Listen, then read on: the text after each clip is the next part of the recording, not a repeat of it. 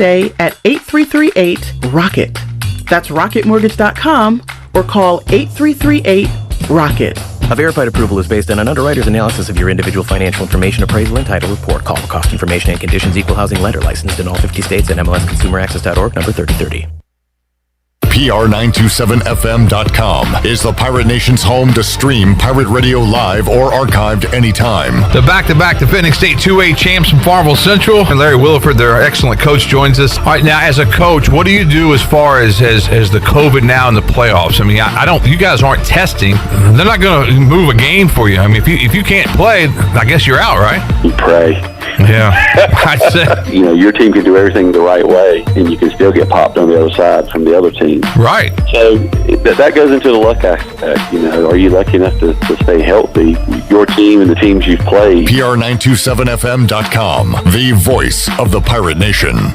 It's bow time. There's something special about the first bite of a Bojangles Cajun Filet biscuit, like an edible alarm clock that slaps you awake with bold Cajun flavor. The moment you sink your teeth into that soft, fluffy, made-from-scratch biscuit, then strike gold with a juicy piece of fried chicken, you'll know. Nothing beats the first bite, except the second first bite. Get a Cajun Filet biscuit combo for just $4.99. It's bow time. This is Dr. Chris Hasty with Orthopedics East and Sports Medicine Center. For more than 35 years, we've been taking care of the student athletes at East Carolina University. We are happy to have received the designation of official team physicians from the university. Whether you need assistance with a sports injury or it's time for that joint replacement, my colleagues and I are here to help. For more information, please contact us at 757-2663 or visit our website at orthoeast.com. Ahoy, mateys! To keep those cars clean, you need the Pirates Cove Fast Pass. The new Pirates Cove Car Wash and Haviland Express Lube on Glen Burnie Road in New Bern is now open. Pirates Cove in New Bern is offering Fast Passes for $9.99 for new Fast Pass customers. You can visit us in Greenville on Fire Tower Road, Memorial Drive, and on East 10th Street. And have you heard? Pirates Cove on Fire Tower Road is now offering interior cleaning. So we have you surrounded. Pirates Cove, the official car wash partner of ECU Athletics. UBE and PirateWear.com are proud to offer the Pirate Nation its largest inventory ever. Brand new Adidas is arriving daily, along with Under Armour, Columbia, and Russell Athletic. UBE is loaded with cargo, and new items are being added daily to PirateWear.com. Be sure to check out our children's store, The Crow's Nest, for all of your young pirates. UBE and PirateWear.com, an ECU tradition for 50 years. Go Pirates!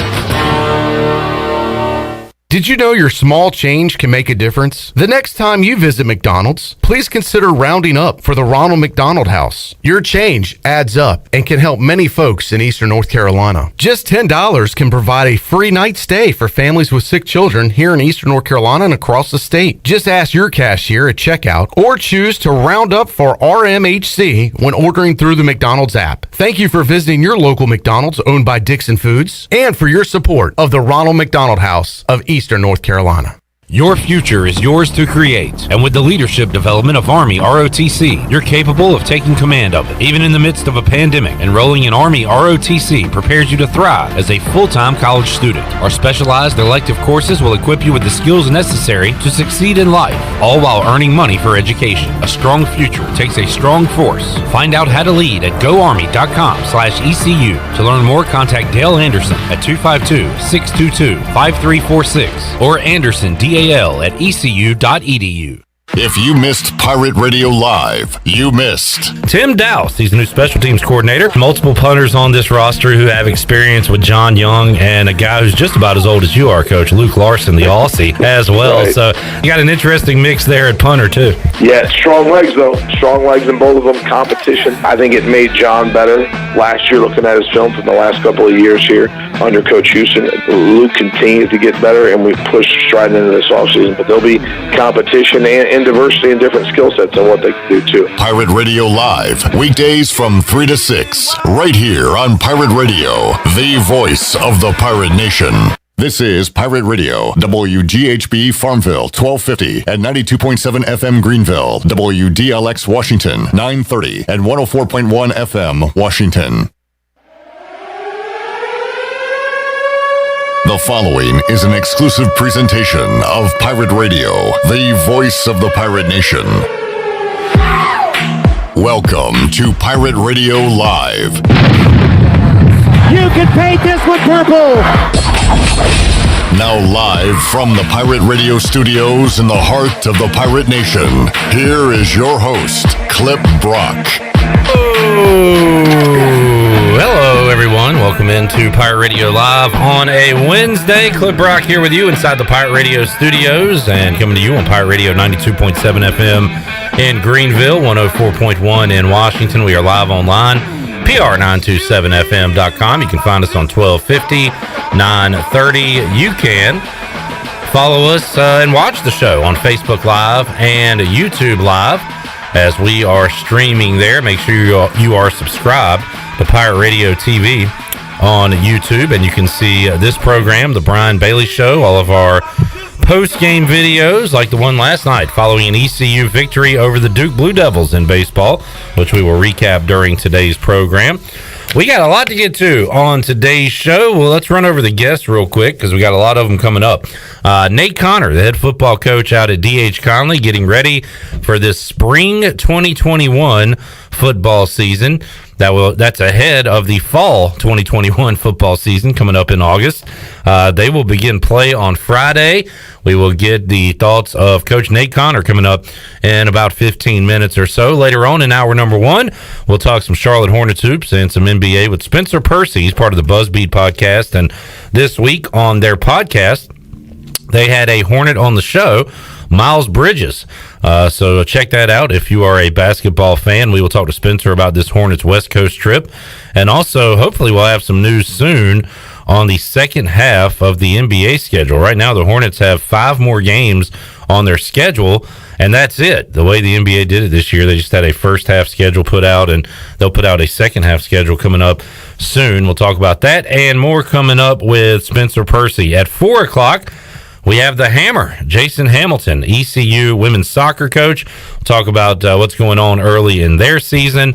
Also, I have a fun trivia game for Chandler and Shirley when Jason Hamilton's here. We'll play that coming up in our second hour. We've got Nolan Knight from WNCT Channel 9. He has been covering Pirate baseball, high school athletics. He's a Virginia Tech guy, so we'll talk about a number of topics with Nolan Knight coming up at 5 o'clock.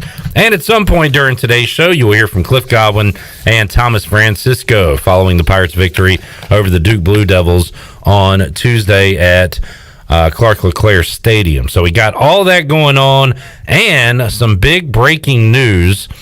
First of all, it's a beautiful day. It'd be a beautiful day to go to a live sporting event, and more fans will be able to do that very, very soon, as Governor Roy Cooper earlier said that businesses that were operating at a 30% capacity will no longer have a 100-person cap. So that includes outdoor sports fields and venues, outdoor bars, outdoor amusement parks, other outdoor businesses. That is good news for people that want to see some Pirate baseball live at Clark LeClaire Stadium. 30% of ECU's baseball stadium is 1,500, according to the Pirate Radio tweet that's out there.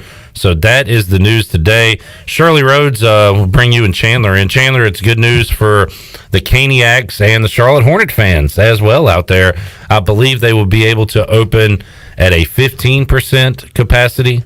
Yes. With no cap on that. So whatever your seating is, 15%, that'll be the number allowed at Spectrum and at PNC Arena. Yeah, and I'm not sure what the numbers are on that. I'll have to do the math. But, yeah, it's great. It's going to be great to see at least a little bit of fans. I guess some fans are better than none. Definitely. So move in the right direction. And watching Hornets games, you know, they've had some exciting games, especially last Saturday against the Golden State Warriors.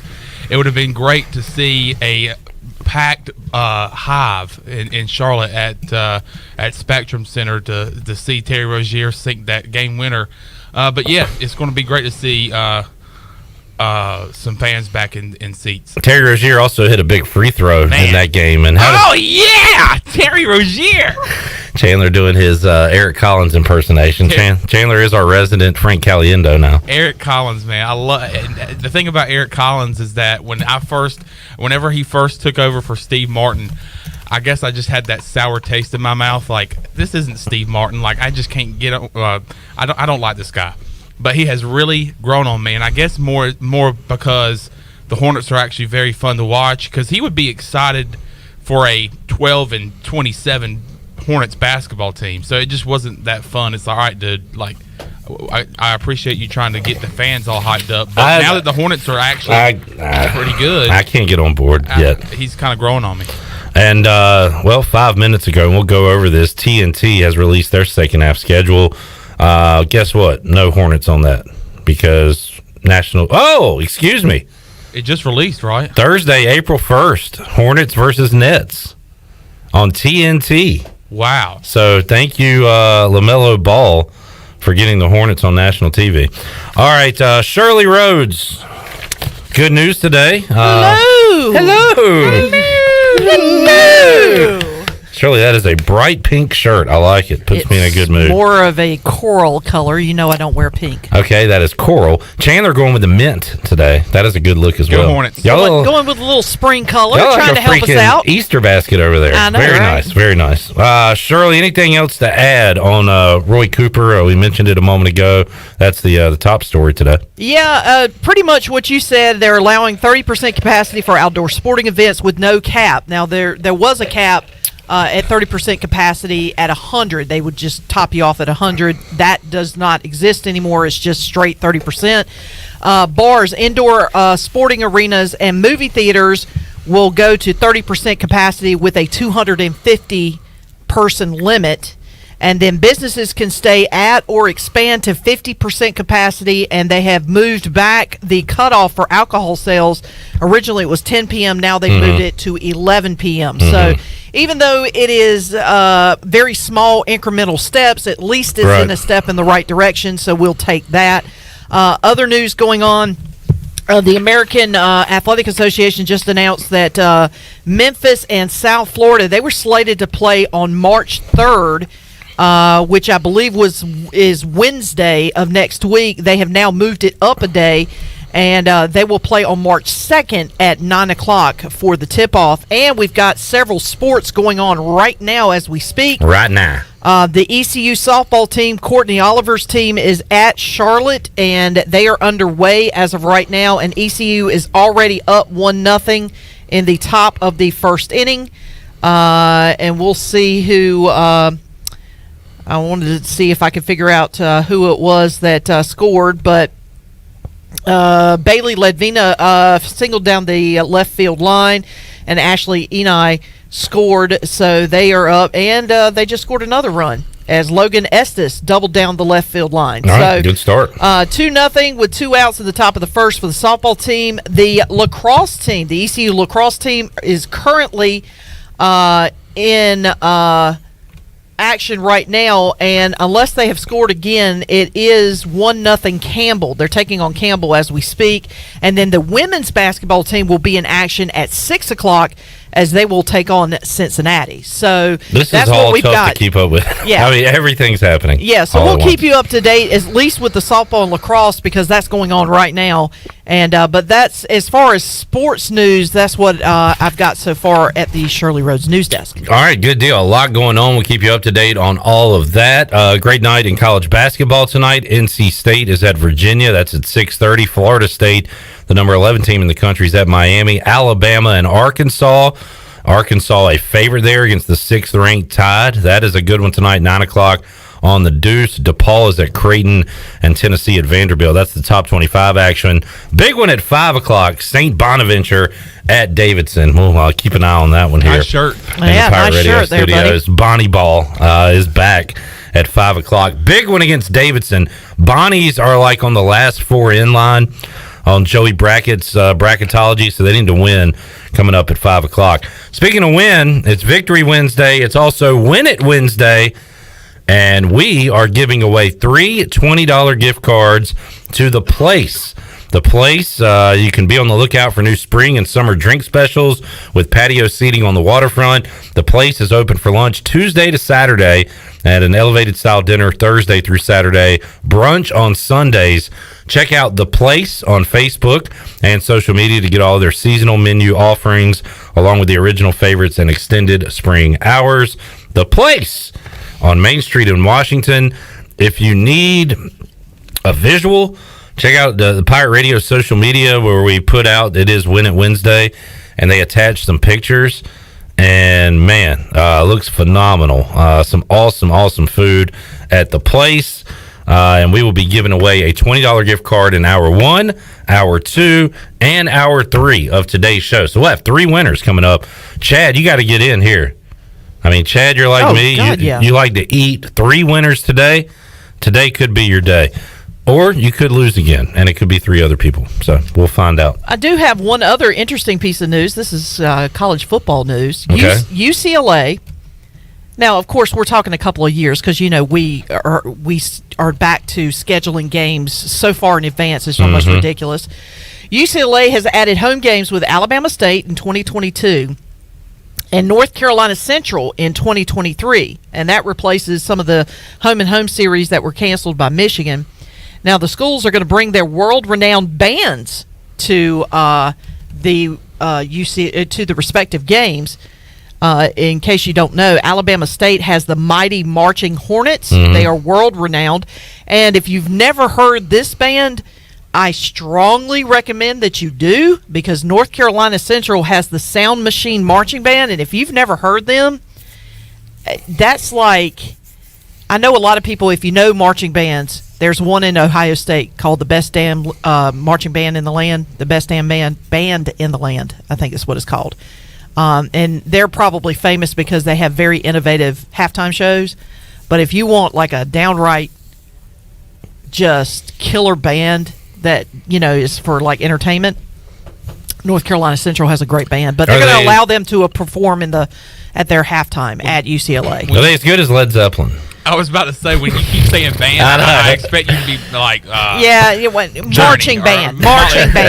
Marching band. Yeah, I know. But I just thought that was interesting because they just brought that up just a couple of minutes ago. Quick scoring update. ECU Lacrosse has scored, so they're tied with Campbell at 1 apiece. So,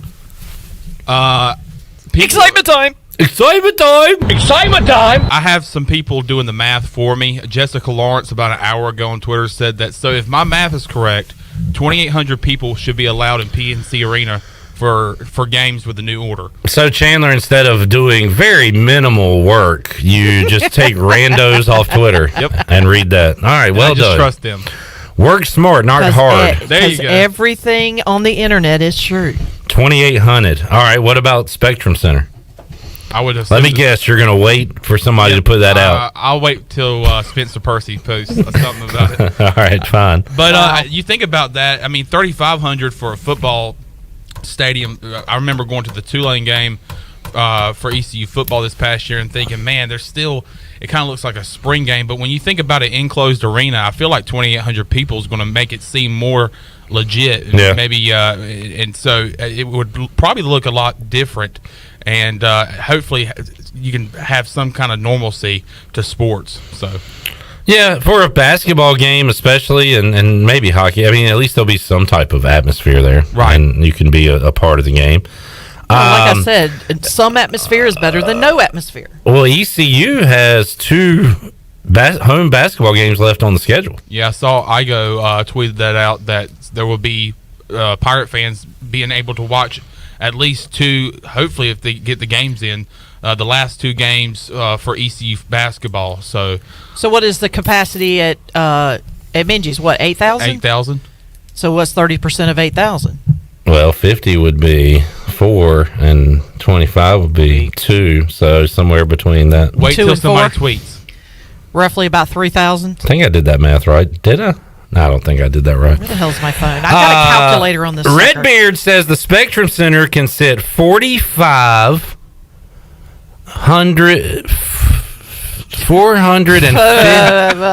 He put the comma in the wrong place. 450,000 zillion people. So, Chandler, that's what Redbeard said, and it's on the internet. So that's what we're going to go with. Tony, 2,400, by the way, for men. Yeah, okay, I was right. Somewhere between I 2 and said 3. somewhere around 3,000. You didn't say nothing. I said 3,000. I didn't hear that. You need to clean your ears then. Tony Dunn, who's actually doing some of the legwork for us, says roughly a little over 3,000 will be able to attend games at Spectrum. Oh, by the way, Shirley, our number's off because it's only 15% for those indoors. We went 30. Oh, that's for outdoors. Yeah. So we got to drop it. Oh, hold on. Some of my gun. So we'll do that math. Thank you for helping us with the math, people, especially you, Redbeard. 1,200. 1,200. Okay, it's enough to get a couple maniacs in there, I guess. Oh, 1,200 in an indoor facility like Minji's. I mean, it could get loud in there. Brooks is asking for AJ's trivia on the patio tonight. Man, that would be nice because it is a beautiful, beautiful day. We'll play a little trivia on this show in hour 2. We will be giving away a gift card to the place coming up later on in hour 1 as well. But right now, we will take a timeout, come back, and talk a little high school football with the head football coach of the D.H. Conley Vikings, Nate Connor, will join us on the other side. By the way, as we go to break, Chandler Honeycutt, here is your Hornets national TV schedule for the second half of the season. March 18th at the Lakers on NBA TV. April 1st at Brooklyn on TNT. They got an ESPN game versus the Celtics on April 25th, the return of Kimba. April 27th versus the Bucks on NBA TV, and May 9th versus the Pelicans on NBA TV. So that's more than past years, I'll say that, as far as national TV games for the Hornets. We'll talk more Charlotte Hornets later on this hour as well. A little Conley football on the way when we return on Pirate Radio Live after this.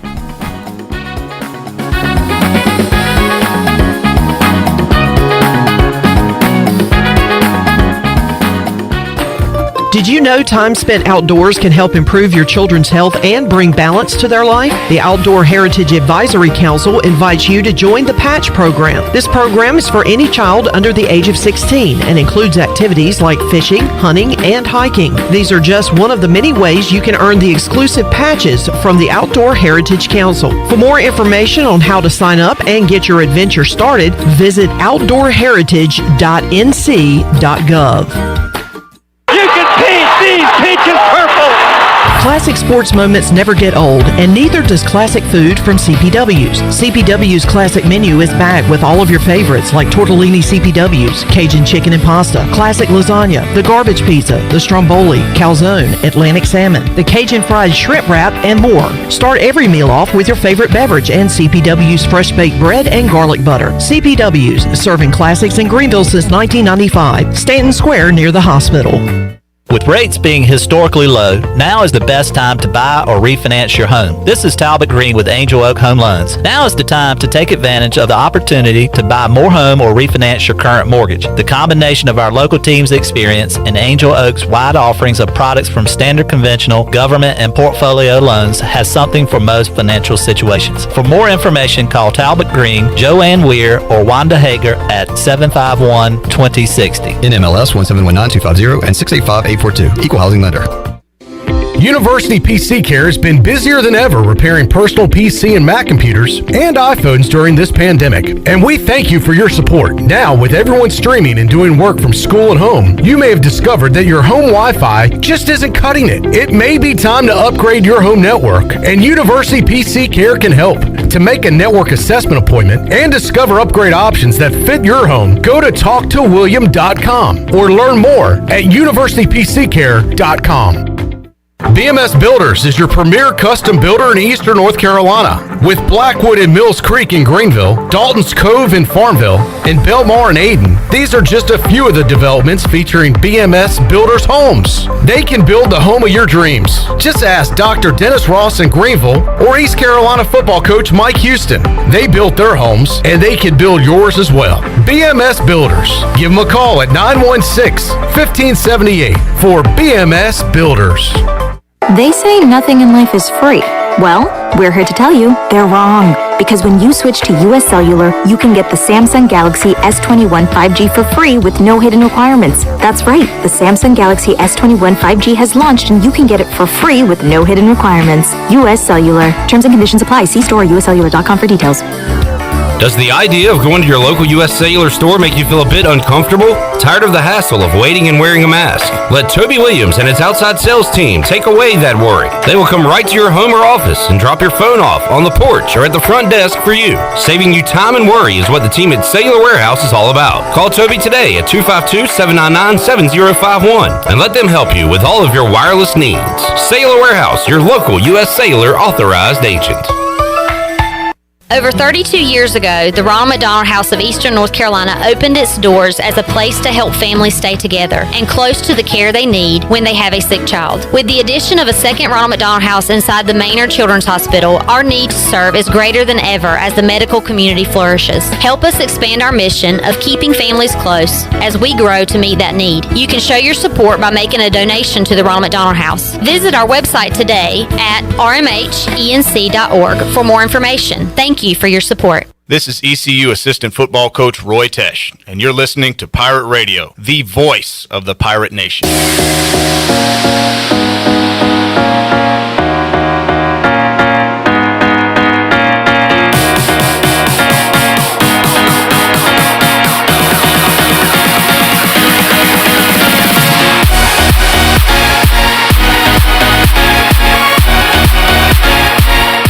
You're listening to Hour 1 of Pirate Radio Live. Now, back to the show.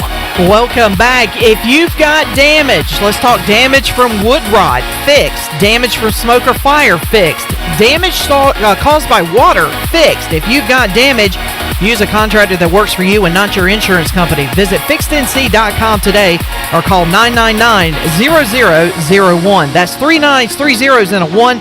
Fixed NC, restore, renew, maintain. And Clip, as we head back into the show, quick scoring update from ECU softball. They are in the top of the second. Charlotte has put a run up on the board.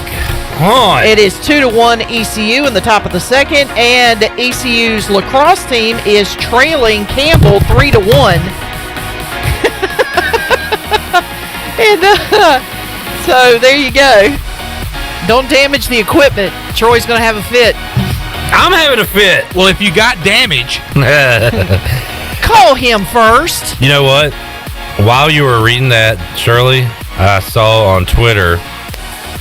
Did you see last week when the engine caught on fire on the plane and like parts were falling off and falling down to the ground? Thank God that did not happen on the plane I was on. On your first plane ride ever? On my first plane ride ever? Yeesh. Look at this. I literally saw this picture when you're talking about got damage. It's a guy standing in his front yard with his truck smashed in and a giant, whatever you want to call that, circular thingy. That's the casing to the engine. Yeah. He said, this guy who they interviewed said, I said, what the hell was that? My mind didn't go to a plane. I thought it was part of a hot tub. Because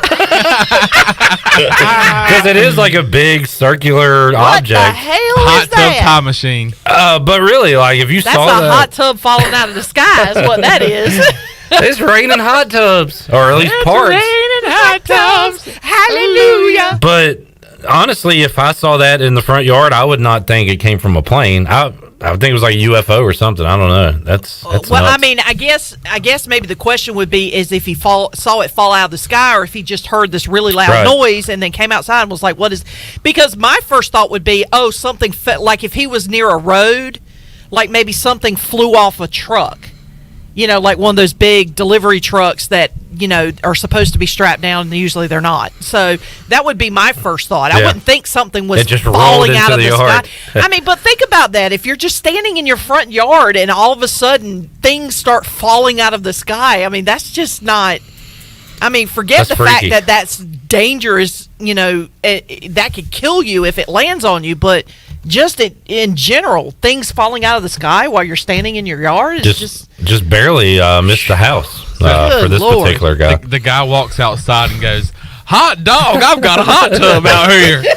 I just need water and a bunch of other parts, and I'm good to go. So there you go. All right, coming up this Friday on Pirate Radio, we've got D.H. Conley football. In fact, we'll be the lead-in to it. Morgan Ehlers will be here, former host of the High School Huddle, so we'll be previewing some high school football and recapping. There's a lot of games that have moved to Thursday, but this one is on for Friday. D.H. Conley will be in action, and the head football coach of the Vikings, Nate Connor, joins us now on the Fixed NC Live line. Coach, appreciate your time. How you doing?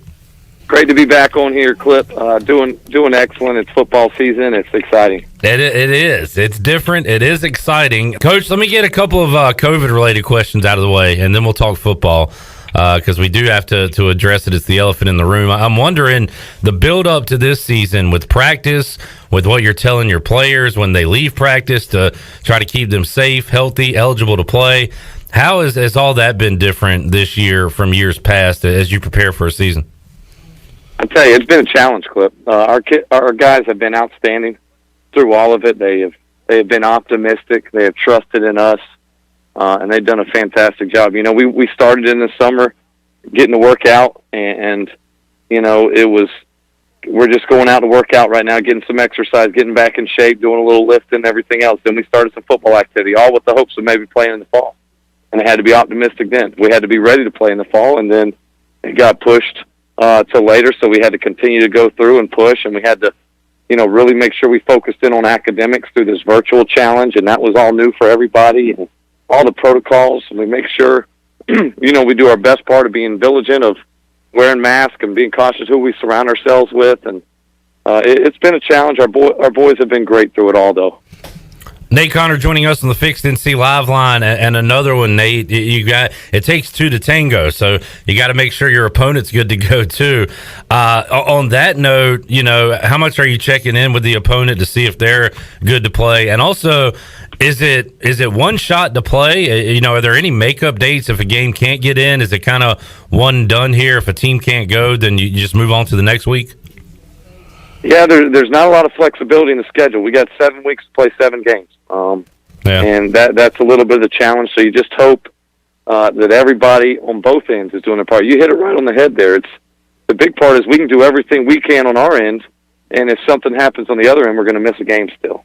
And that's part of the challenge. And you know, we'll have to cross that bridge when we get to it. You know, we want to be optimistic in that, but we also have to be realistic that, you know, that could very much happen, and this whole season has been about adaptability. Yeah. And, you know, we'll just have to adapt when that presents itself.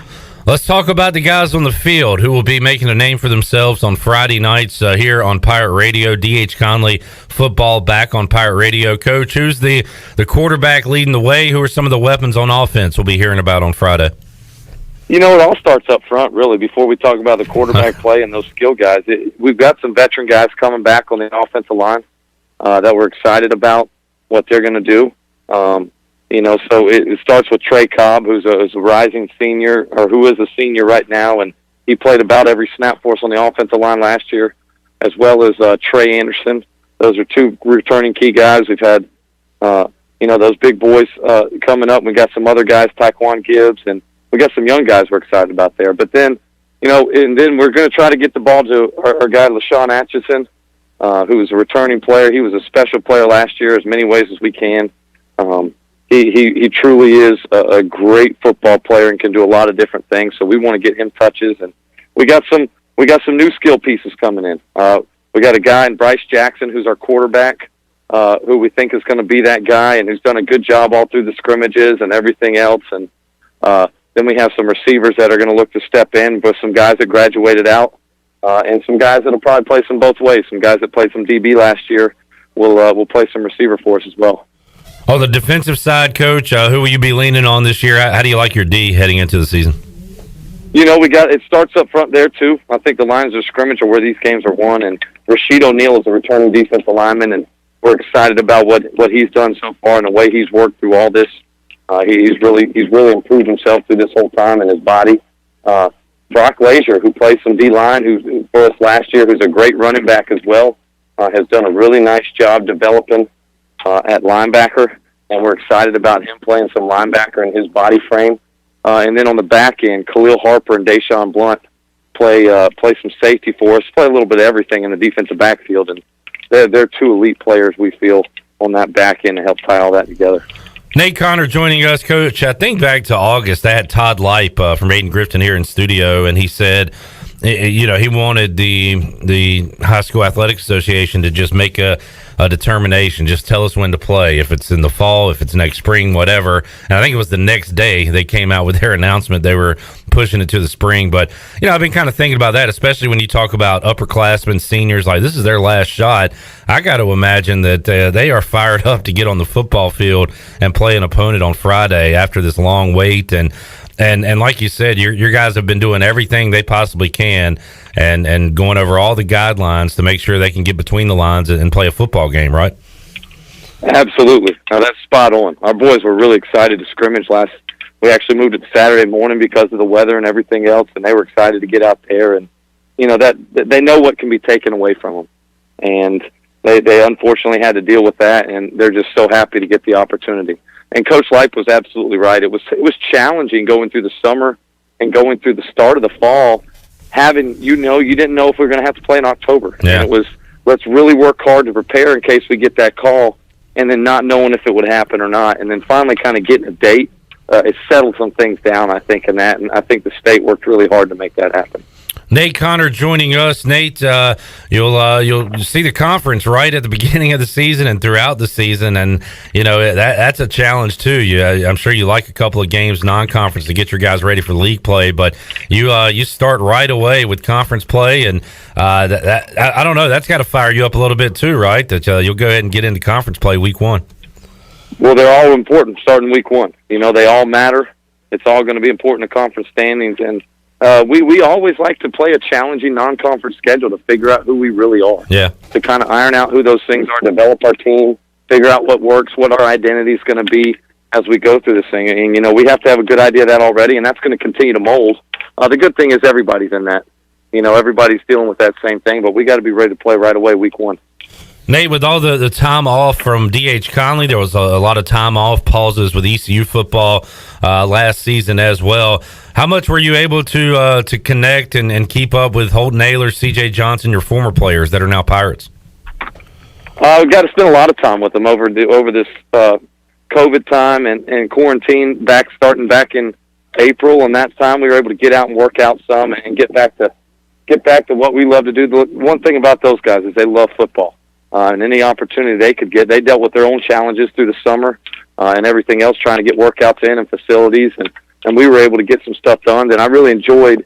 It was nice to be able to watch them in the fall and not have to worry about our stuff that was going on as much, and getting to wake up on a morning and focus in on one of their games. It was a lot of fun to follow that.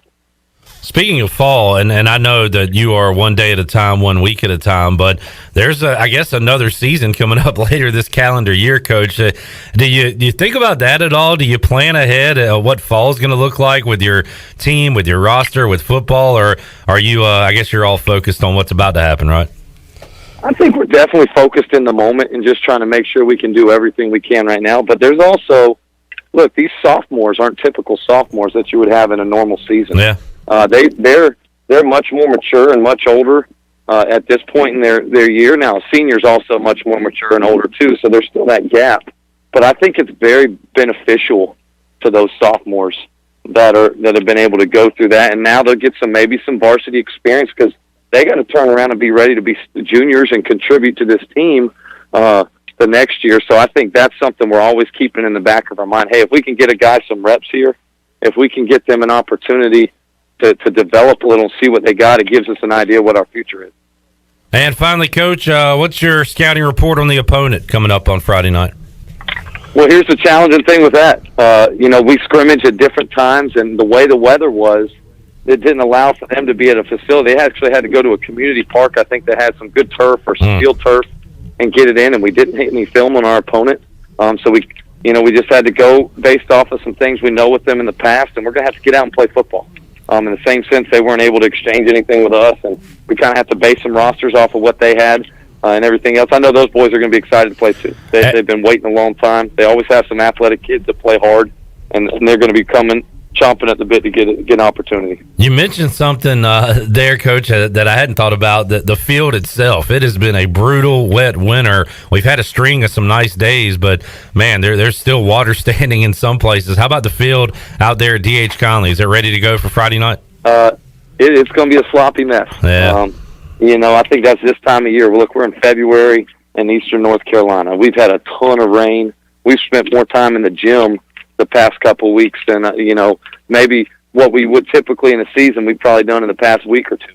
It's been that way to try to keep the field conditions and make sure they're healthy and everything else, making sure it's good to get out there. But it's just going to be what we deal with this spring.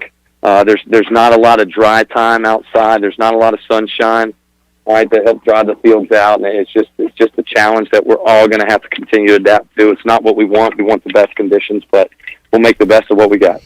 Nate Connor joining us on the Fixed NC Live Line. Coach, good luck this season. Good luck this week, and we'll talk to you again soon. Talk more Viking football with you. Thanks a lot, Clip. It's always a pleasure, and go Vikings.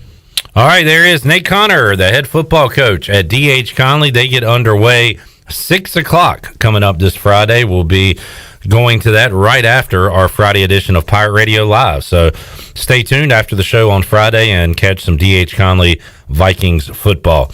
I tell you what, we got 3 $20 gift cards to the place to give out today, and we need to do one of those right now. Booty, booty, booty, booty, booty everywhere. Booty, booty, booty, booty, booty everywhere. All right, 317-1250. Let's go caller 10. 317-1250. If you are caller 10, you will win a $20 gift card to the place. Jump in right now. Be a winner. If you're not, we've got 2 more of these to give away in hours 4 and 5. But we will give away one right now. 317-1250. Caller 10 is a winner. I am drowning in confetti. We're back after this. In a world of fake profiles, fake tans, and fake flavors, naturally flavored Michelob Ultra Organic Seltzer strives for realness. It's USDA certified organic, with no sugar or carbs, and only 80 calories. So the only thing touching your taste buds is organic, refreshing, and delicious.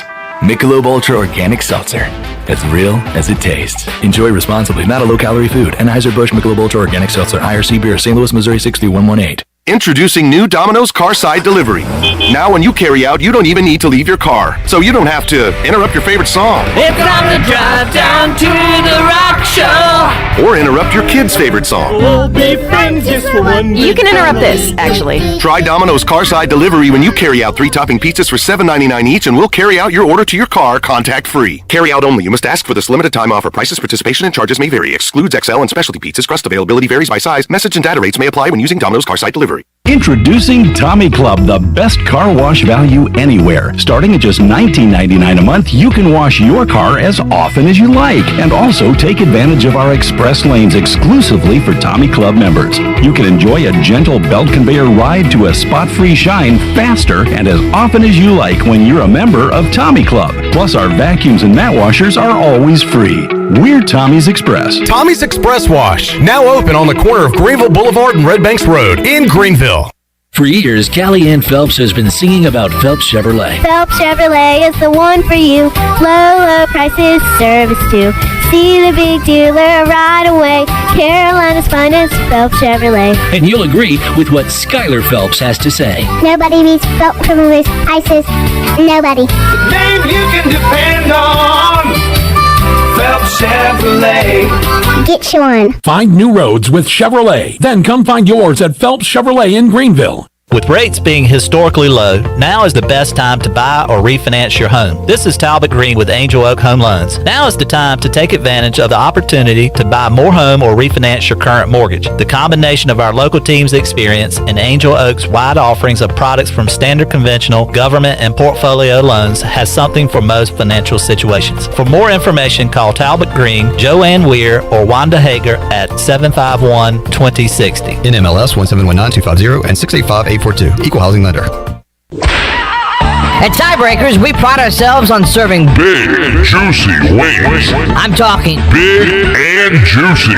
Our chickens are the same ones that kick sand in the other chickens' faces. If our chickens played football, they'd be linebackers. The competition's chickens, they'd be skinny little kickers. Trade those kickers in for linebackers. Tiebreakers is open every day at 11 a.m. Follow Tiebreakers on Facebook and Instagram for daily updates.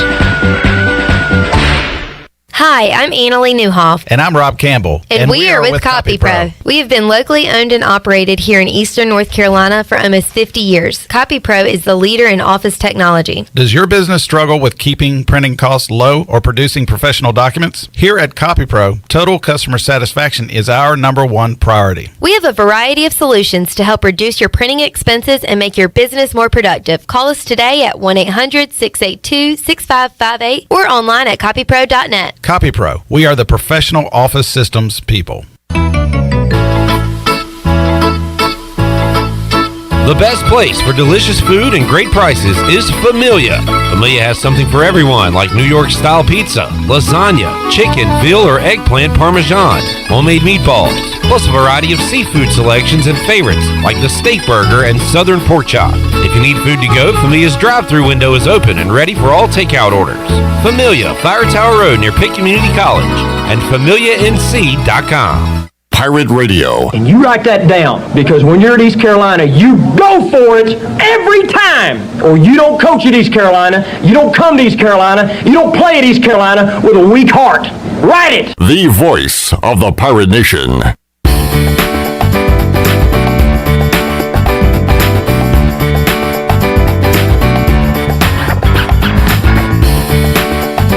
You're listening to Hour 1 of Pirate Radio Live. Now, back to the show.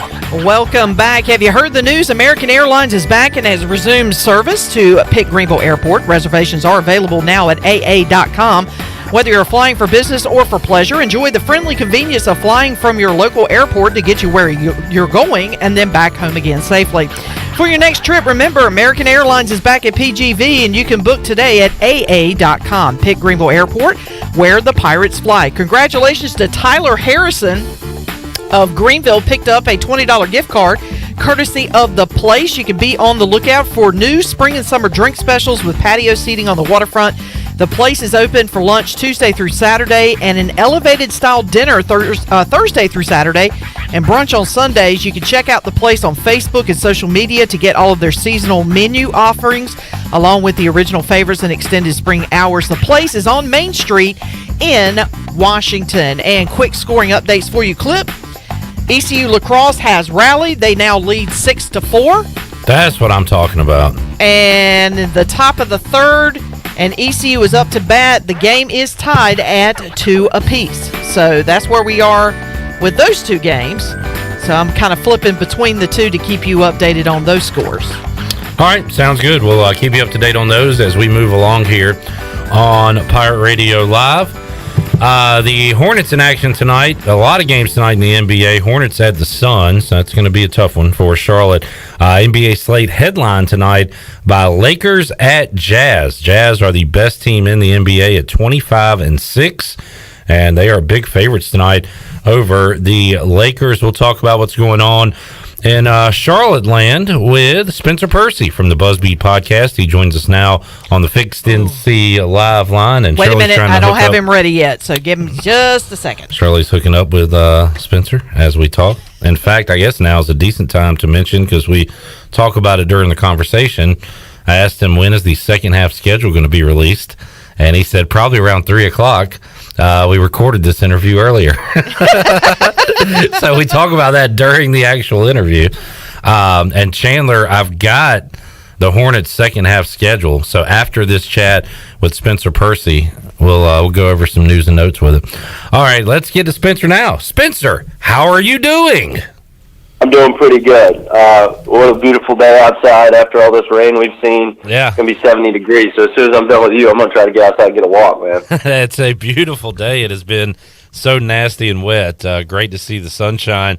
And Spencer, huge week for the Buzzbeat podcast. If you check out the latest episode, you can hear a chat with Charlotte Hornet Miles Bridges. And well, let's tease that a little bit, Spencer. What topics did you go over with the Charlotte Ford? Yeah, it was great to have him on. Miles is an awesome dude, having a nice season, too, if you've been keeping up with the Hornets. But, yeah, I mean, I think the biggest thing to come out of the episode was that he does approve of the Airbnb nickname for him and LaMelo and their connection. So that was probably, getting that approval rating from him was probably the most important thing to come out of the episode. But, no, you know, talked about, other than that, you know, talked about Miles, you know, his background, you know, his high school playing career. You know, he went off to school in high school to Huntington Prep before he went to Michigan State, and then, you know, talked about his great freshman year at Michigan State. And then, you know, I got to ask him a few questions about draft night and being traded to Charlotte on draft night and kind of what that experience was like. And, you know, when he found out that he was actually going to play in Charlotte and not Los Angeles, which are about as far apart in the United States as you can get, kind of what those emotions were like. And so Miles he was real grateful for the experience, obviously, in Charlotte, loves this franchise, was happy to be here and still is. So, you know, and other than that, just talking about his development as a player, which has been really fun to watch. I mean, as I mentioned earlier, he's taken a huge step forward this year offensively and defensively. And then talking about the team expectations. I mean, I think the Hornets are punching a little above their weight right now. I think he acknowledges that, and he talked about a lot with us, that Borrego and MJ and Kupchak and pretty much everybody in the organization is talking playoffs right now. So that is the ultimate goal. But it was really cool to talk to him. About a 25-minute episode, I would say. Go check it out because I think there is some inside info and kind of taking a glance into the locker room of the Charlotte Hornets right now. Check out the BuzzBeat Podcast wherever you get your podcast. Follow them on Twitter at BuzzBeatPod. And right now, the Hornets on a brutal Western Conference run here away from home, and it started the other night in Utah. And Spencer, the Hornets are up 11 in the third quarter. Everything's looking good, and then they get blown out in the fourth. And how do you word it, Spencer? Did they allow 28 threes, or did Utah hit 28 threes? Was that defense? Was there nothing the Hornets could do that night? It was a shooting exhibition for the Jazz the other night. Yeah, I mean, it's a little bit of both, I think. But I do think that the Hornets could have done a better job defensively, you know, specifically in the fourth quarter, to prevent Utah getting the open shots that they did. I actually did a little film kind of breakdown yesterday. You can check out my Twitter if you want to see it. It's about 5 minutes long, just walking through a few of the three-pointers for the Jazz and where the Hornets, you know, slipped up defensively. But, you know, the thing with Utah is they lead the league in three-point frequency. They're gonna take them nonstop, and they lead the league in three-point accuracy. And they've got, you know, 9 deep, and really the only guy out of those 9 that's not going to shoot a three is Rudy Gobert. You know, 4 of those guys are top 10 in the league in three-point shooting. I mean, they're just so dangerous. So when they drive the basketball, you've got to make the drivers scorers and not allow them to become passers, because when Utah puts it on the deck and gets the ball into the paint off the dribble, they want to throw it back out to the three-point line to an open shooter. And I just think, you know, the Hornets made that adjustment in the third quarter. They stayed attached to shooters a little bit better. And then in the fourth quarter, they reverted back, you know, to overhelping, I would say, and leaving wide open shooters, which they really paid for. And a lot of that is like the scheme clip. I mean, Borrego, he wants guys off the ball to help on dribble penetration, to keep the ball out of the paint. The Hornets emphasized that, I would say, more so than most teams in the NBA. So they don't naturally stay attached to shooters as much as a lot of the defenses you would watch in the NBA. But I think the Hornets could have tweaked that scheme a little bit the other night against a historically great Utah Jazz three-point shooting team. Spencer Percy joining us, BuzzBeat Podcast. Spencer, the trip continues tonight against another good team, the Phoenix Suns. And you mentioned earlier the Hornets might be punching a bit above their weight class right now. So, you know, how do we go into this thing? I'm thinking 2 different ways. You know, if they can just kind of be competitive here, not get completely swept during this West Coast run, then they can come back, beat some Eastern Conference teams, and stay in the thick of things. But at the same time, they've played good enough where, you know what, they should win at Sacramento. They should beat Minnesota on the road. They can hang with Portland, teams like that. How do you feel as they head into this, a 6-game and one already down, so 5 more games on the road against Western Conference foes? Yeah, I think it's important to kind of investigate this road trip and see where the wins, can come from. I think that you're right. The Hornets should win at Minnesota. They can definitely win at places like Sacramento and Golden State and potentially Portland. I think the hope coming into the trip, Clip, was probably to go 2-4. If you went 500, that's icing on the cake, I think.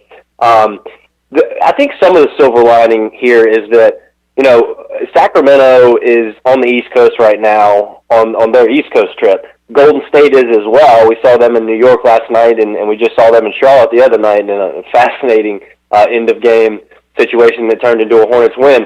So they'll catch both of those teams on their home floors, kind of migrating back to the West Coast and trying to get settled back in at home, which I think is a good break for Charlotte. It's not like they're catching all these teams that have just been hanging out at home, for a few weeks. So I think there's some opportunity. Looking back at the Utah game, you got to take 3 or 4 quarters, right? Like the Hornets were right there.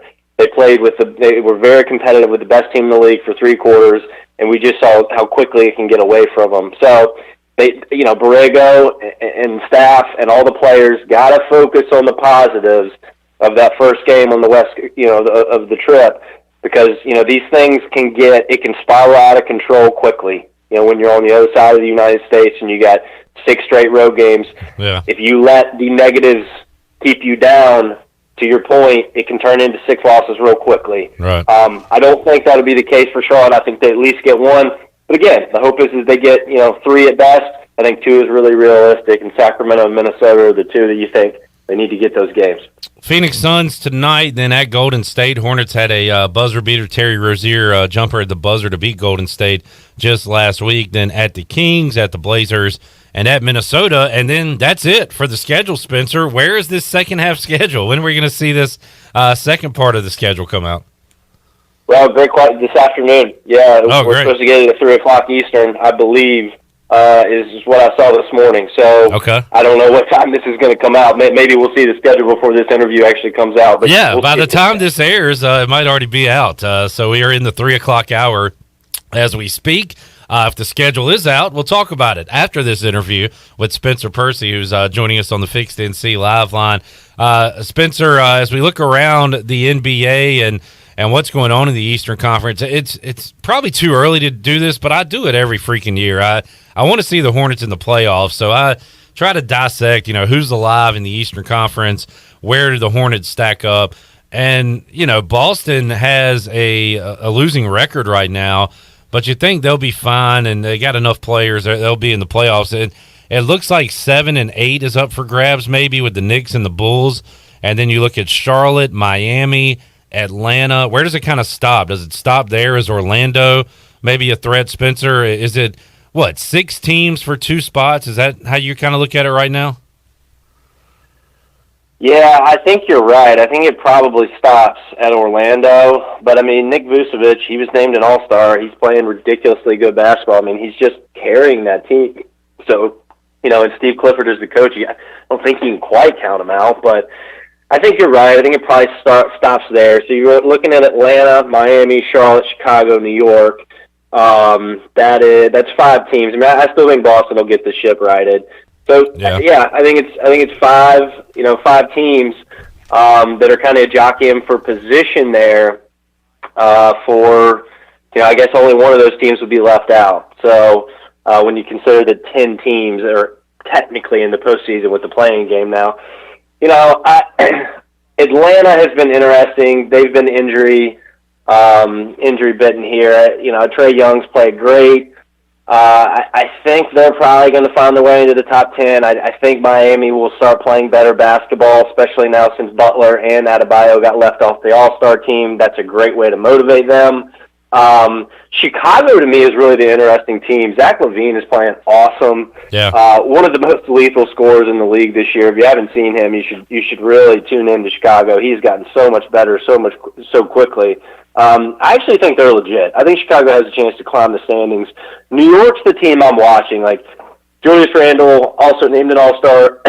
How far can he carry New York? I'm not completely signed up on them ending up being a top 10 team. So of these teams we've mentioned, outside of Charlotte's obvious chances to drop out of the top 10, I think New York would be the other team to watch closely. And all those teams you just mentioned, really interesting matchup tonight. Boston, who their struggles are fascinating to follow. They're at Atlanta tonight. You know, it's far too early in the season to say must-win or sink-or-swim game for anybody, but that's a game that I think is going to be fun to watch. Two really, really desperate teams to get some momentum going right now. Spencer Percy talking Hornets NBA. You can hear more on the BuzzBeat podcast. Great ep just dropped with Miles Bridges, so check out that interview with the guys at the BuzzBeat podcast. Spencer, always enjoy talking hoops with you, man. We appreciate it. We'll get you on down the road and talk some more once we're through this first half of the season and after the All-Star break. Sounds good, Cliff. Take care. All right, there's Spencer Percy, BuzzBeat Podcast, joining us today on the Fixed NC Live line. Recorded that earlier. You heard during the interview, I said, when is the second half schedule going to come out? And he said, well, probably around 3 o'clock. And he was right. The second half NBA schedule has been released. Chandler, some good news. So the Hornets close out with this brutal road trip against some really good Western Conference teams. 6 straight Western Conference games. They will, on the road, they open up with 3 home games to start the second half of the season. Detroit, Toronto, Sacramento. So you think you can get at least 2 or 3 out of those. So nice to open up there. They have 5 national TV games. They close the season. They'll have 5 at home and then at New York, at Washington. The at New York game could be for a playoff spot. Who knows? So that's what the second half of the season looks like for the Charlotte Hornets. They'll be on the road tonight at the Phoenix Suns. All right, let's take a timeout. We'll come back when we return. We will talk to the head soccer coach out at East Carolina, Jason Hamilton. He joins us inside the Pirate Radio studios. We will talk about what's going on so far in the season, how it's gone so far with everything surrounding the actual sport of women's soccer, and a lot more. Got some trivia. We're going to test Chandler and Shirley this hour as well, and Coach if he wants to play along. We'll do that coming up in the second hour of Pirate Radio Live. Also, another giveaway, another $20 gift card to The Place is on the line in hour 2. It's all ahead when we return on Pirate Radio Live after this.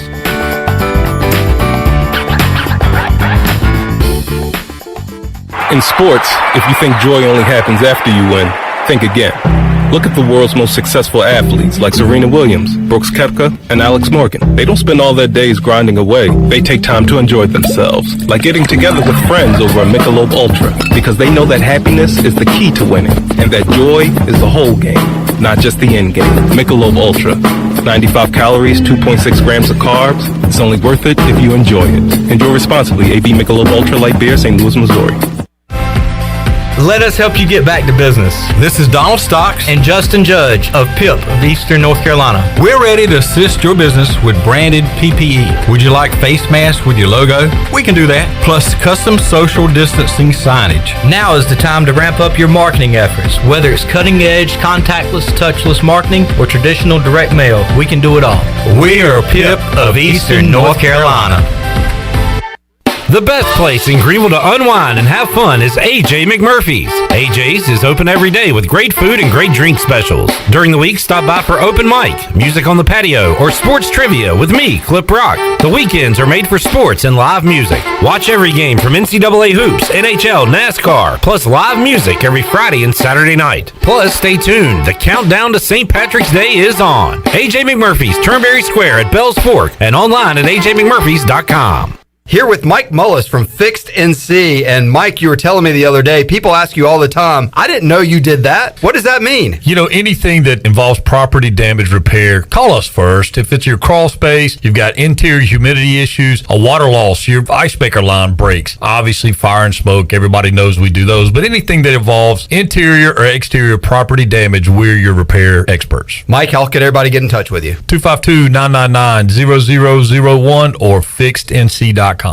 Ahoy, mateys! To keep those cars clean, you need the Pirates Cove Fast Pass. The new Pirates Cove Car Wash and Haviland Express Lube on Glen Burnie Road in New Bern is now open. Pirates Cove in New Bern is offering Fast Passes for $9.99 for new Fast Pass customers. You can visit us in Greenville on Fire Tower Road, Memorial Drive, and on East 10th Street. And have you heard? Pirates Cove on Fire Tower Road is now offering interior cleaning.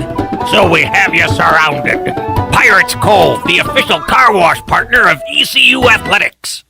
Medicare is not one size fits all, but which plan is right for you? Hi, I'm Denise Walker, and I'm a licensed insurance agent here in North Carolina. Whether you are turning 65, new to Medicare, or already have a plan, I can help you compare your Medicare options. I can help you find a plan offering low to no monthly premiums, prescription drug coverage, and a wide range of additional benefits like dental, hearing, vision, and more. Call me today at 434-531-5674 to get a no-cost, no-obligation Medicare benefits review. Villa Verde on 10th Street, Greenville's only Dominican restaurant, now features a brand new lunch menu, Monday through Friday, 11 a.m. to 2 p.m. Choose from your favorites like the Villa Verde Burger, the Veggie Burger, the Cuban Sandwich, the Dominican Club, the Villa Wrap, the Vegetable Sandwich, the Big Papi Steak Sandwich, or create your own bowl, all with your choice of side and a drink for under $10. If you're looking for a high-quality, healthy, and affordable lunch, Villa Verde is your place. Villa Verde, a platform for good. National Signing Day has come and gone, but that doesn't mean the recruiting news cycle is stopping. In fact, the Pirates still have their sights set on top targets in the transfer portal and have already turned their attention to the 2022 class. HoistTheColors.net has the latest on ECU recruiting from a football perspective, and we also cover basketball and baseball commitments like no others. Sign up now and get your first month for a single $1 to get the latest scoop on your favorite Pirate teams, along with in-depth baseball and spring football coverage in the months ahead. HoistTheColors.net. This is Pirate Radio, WGHB Farmville, W224EI Greenville, WDLX Washington, and W281CH Washington.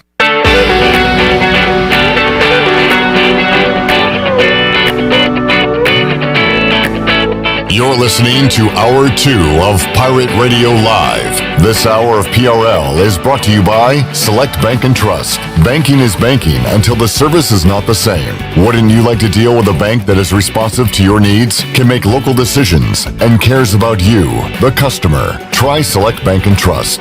Bank local. Bank select. SelectBank.com. Now, back to the show.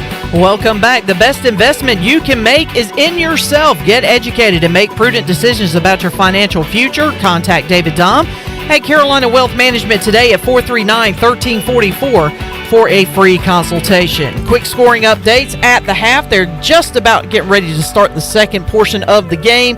ECU Lacrosse is leading Campbell 8-5. And ECU's softball team and Charlotte are still knotted at 2 apiece, and they are currently in the top of the fourth inning. Clip. All right, let's keep the W's going. Got a nice baseball win yesterday, trying to rack up a couple more today. And you said women's basketball is in action later, Shirley, I believe? Yes, they tip off at 6 o'clock. All right, good deal. Coming up this weekend, you'll have some women's soccer to follow as ECU will be at Temple. The head coach of the ECU women's soccer team is Jason Hamilton, who joins us here inside the Pirate Radio studios. Coach, welcome back. How you doing? Thank you. Great to be here. As always, doing well. Just navigating my first spring season in 11 years of coaching college soccer, so it's been interesting. Easy, right? Yeah. Shirley, our story of the day is fans and attendance and that number, the restrictions being lifted a little bit by Governor Roy Cooper. So outdoor sports field venues, 30% capacity, and will no longer have a 100-person cap. That'll affect ECU sports, obviously. And Shirley, while we're talking soccer, I thought about you. You became a season ticket holder to what's the Carolina? It's the North Carolina Courage. Courage. Yeah. Like right before COVID hit, right? So you were like, literally a month before COVID hit is when I became a season ticket holder. For the first time. For the first time ever. Season ticket holder, going to go to games. This is going to be awesome. I went all out. I got myself a field side seat. And you have not seen one game? Not one game. How about now? With this, have you thought about that? You might win it.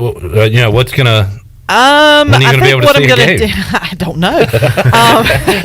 That's a really good question. I don't know. I mean, I'm not going to be a season ticket holder this year, just simply because of we just don't know when things will kind of get back to what we would consider to be normal. That is an all-time bummer, though. But I do plan on going to some games if I can, if time allows. But especially during the summer, because I don't have as much to do during the summer. Spring and fall tend to be more my busy times of the year. Fall's a no-go for us. Yeah, fall is definitely a no-go, which sucks because that's when the championships usually happen. So, but no, I'll probably try to catch a couple of games, but I won't be a season ticket holder this year. I will revisit that next year. This year, I just don't think it's feasible to do that. Well, of course, a lot of Pirate fans relating to that want to go to ECU athletic events, but now that will be a little less restrictive, and Coach, that affects you as well, right? As a outdoor team playing. Absolutely. I know our administration, they want fans in the stands, and I know that they'll be already looking at this announcement and probably working behind the scenes to figure out what exactly they can do. Because we want not only to have the student athletes' families in the stands, but our fans that are here in town. And then we've had a bunch of recruits that are reaching out saying, hey, can we come to your games? And unfortunately, no, because our list has been closed and we can't put them on the list because of the dead period. So this could really benefit a lot of people if we can open up the numbers. That'd be great. Coach, you're 1-2 to start the season. Good news is the one win was a conference win against Houston. But are you starting from scratch in a way? Like you mentioned off the air that you're still trying to get the girls to get their legs back under them a little bit. How is this season's beginning kind of different than years past? Yeah, I think it's a tale of two teams of what we've been so far, and obviously that win was great. Conference win, start off right, get on the the right track there. I think it's been tough having not competed for so long. I mean, I think our last game was October of 2019, and you're at 13 to 15 months without competing against another opponent. That was tough, and so I think what's different in playing in the fall is they usually all go away in the summer. They're playing in their summer leagues. They're playing on teams, so they're coming off competition and being fit and playing here in the beginning of February. They were home, a lot of them in the Northeast. They're not able to go outside and play, and even the ones that were in areas they could be with other people, the restrictions were still there, so they were going out and training in groups of 5 or 10, and so I think that piece of competing is what needs to get better, and so the Houston game, we came out, we battled, we fought, we were physical. You could tell that we wanted the game, and then the two losses, I think the opponent really kind of had the edge there, and we look, we break things down statistically after the game, and more shots and more entries to the attacking half of the field, and all these things that you should win a game when you have those, and it really just came down to getting outworked. So I think they rebounded really well from that first loss to come out and compete with Houston, and I think this last loss this past weekend was another kind of punch to the gut, and we've really seen a good response this week, and I think they're a little bit disappointed in themselves that, hey, like, we're a better team. Why aren't we getting these results? So it's been good energy at training, and, people want to do extra stuff, and they know what's in front of them here, opportunity to get another win in the conference and put themselves in really good shape, going down the stretch. New challenges for everybody, and that is not just athletes, coaches, that's everybody in the world, and trying to adapt at what we were faced with. But how about for you trying to keep a team and a group motivated through all that? Like you mentioned, you last played in 2019. That is a super long layoff. How did you keep the focus and everything to say, hey, we are going to play again, and we got to stay in shape, stay focused? How challenging was that for you as a coach? It was tough because as a coach, you want to be as competitive as you can, and you want to win and be ready at all times. But we took a step back and said, hey, everything's different right now. The freshmen who are on campus are living in a single dorm by themselves. They're really restricted about what, any social activities they're allowed to do. I think we have a really great group academically, and I think our GPA is around 3.6. Like, they're pretty academically driven, and now you have all these these students who are focused on school, and you're saying, hey, everything's online. So they all had a lot of stuff going on, with school and at home. So I think we kind of laid off of them a little bit in the fall and just said, like, hey, let's just play. Let's, we're going to stay in shape, and we're going to, at some point we'll know when we're going to play, and then we'll start to get ready. And it kept seeming like that date was getting delayed. All right. I think we tried to play every Thursday night under the lights to kind of give them a little bit of that normalcy of, hey, like, lights are on, we're in the stadium, it feels good. And I think that was one thing we did to make them, we saw a difference in those evening games than the training sessions during the day, because it felt normal for a little bit there, at least for an hour and a half, 2 hours. Jason Hamilton joining us, ECU women's soccer coach here in the Pirate Radio studios. Right now, East Carolina sitting at 1-2 and on the road this weekend at Temple. Coach, when you look at the league this year, who are your toughest tests in the American? Man, that's tough, because every game is a battle, and you saw that with Houston. That's our, my third year against Houston, our third year in a row going to overtime. And so, every game's tight and a battle, and there's just still so many uncertainties. Memphis had their first 2 games canceled, and then a third one this weekend. Upcoming weekend will be canceled. Cincinnati's had 1 canceled. SMU's had 3 canceled. So you never know how those teams are going to come out and when you're going to see them. Because SMU, for example, that we would have been their 5th or 6th game on the schedule, and now we're going to be their 2nd or 3rd. So, we'll have 5 games under our belt at that point. Right. So, on paper, the preseason rankings, I think we're pretty close. I think everybody kind of had Memphis as a favorite. They didn't lose a ton, and they won it last year. USF always seems to be able to reload. They've got a lot of talent that comes through the pipeline, and at UCF, SMU, I think people had up there. And then it's really, people fighting for that 4th spot. We're 4 teams in the conference tournament this year instead of 6, and so I think people look at the South Floridas and Memphis as to be at the top, and then who can sneak into that 3rd and 4th spot. And so I think that's us getting that good first start, that win to the conference, put us in the right path to win our home games, take care of business, and if we can get a couple results on the road, we should be in pretty good shape. What players are you relying on? Who's done well so far? Who are you going to be relying on moving forward on this team? Yeah, I think our back line and goalkeeper have done a fantastic job. We've the result on Sunday or on Saturday didn't really reflect how we played. I think we gave up 6 shots. We had an own goal, gave up a PK, so not necessarily things that were that easy to control, but they've done a really good job. I think we're holding our opponents to around 10 shots or less for the season, 4 corners or less, for the season. Like those are numbers that are going to help you get wins. So they've been great. Kim Sanford and Carson Parker have been our center backs for 3 years now, and so they've got a ton of experience back there. Maeve English, local kid here from Greenville. She's starting as a freshman in goal, and she's had a great start to her career. So now it's, we're really going to start to look to see who can give us some offense. We've, coming off some injuries, some early COVID issues that put people out that, in our sport, 3 days off, you're going to lose your fitness. And so when they have to take 7 to 14 days off, it's really going to put them in a hole. Yeah. So they're getting back to where they need to be. So, that's what we're really looking for, is some people to step up offensively and do some things for us, because we're in the opponent's half. We're getting opportunities, but someone's just got to put the ball in the back of the goal. A lot of North Carolina flavor on this roster, and you mentioned the D.H. Conley Viking there a moment ago. I'm a former Viking, so I always like to see that. But also, Georgia and then Michigan and Texas, so all over the map here. How about recruiting, Coach? How difficult has that part of it been over this last year? That's been the toughest thing, I think, so far. The good news was we were done with our 21 recruiting class before this really kicked in. So, we have 3 early enrollees who are here with us now and helping us in training and really, pushing things. And then we've got 5 more coming to join us next season. for the 22 class, it's been really tough because the way we don't recruit from high school games. We don't recruit from single event. Right.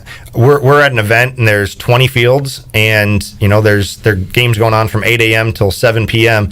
So in one time slot you can probably watch 6 or 7 games, and so you're 15-20 minutes at this field and then you bounce around.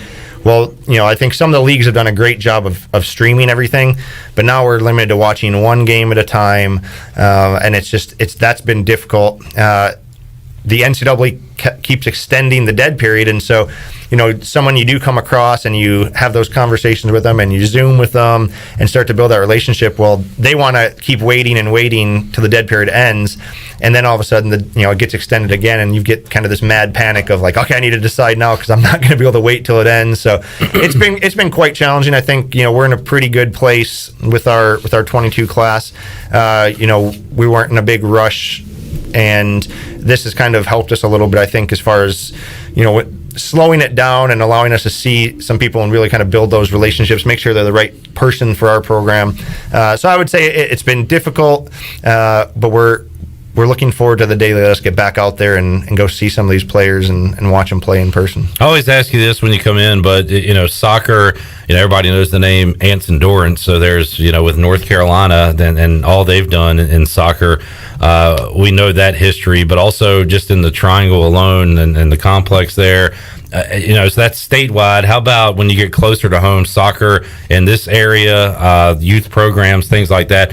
Is it where you want it to be as a D1 soccer coach? Do you like the direction it's in? Yeah, I think it's pretty similar to a lot of other states. I mean, somewhere like the Raleigh, they're going to pull players from all over the state. So they're going to pull the best players from this area as they get older. Maeve's a great example. She went last year and played with the club in Raleigh, and so it's kind of that those bigger fish they're gonna feed off the little fish, and so it's tough. I think we have a great soccer community here, which is all you can ask for, is that they support the program and that they're playing because they love the game, and it's great when you have players that do come out of your area because you've seen them for so long, and as we're here for more and more years, and we've watched these younger kids come through our camps and get to see them. I think North Carolina as a whole has a really, really good soccer base. Charlotte's got some great programs. Wilmington, Raleigh, all those areas have really good programs, and I think you'll see that with our next few classes.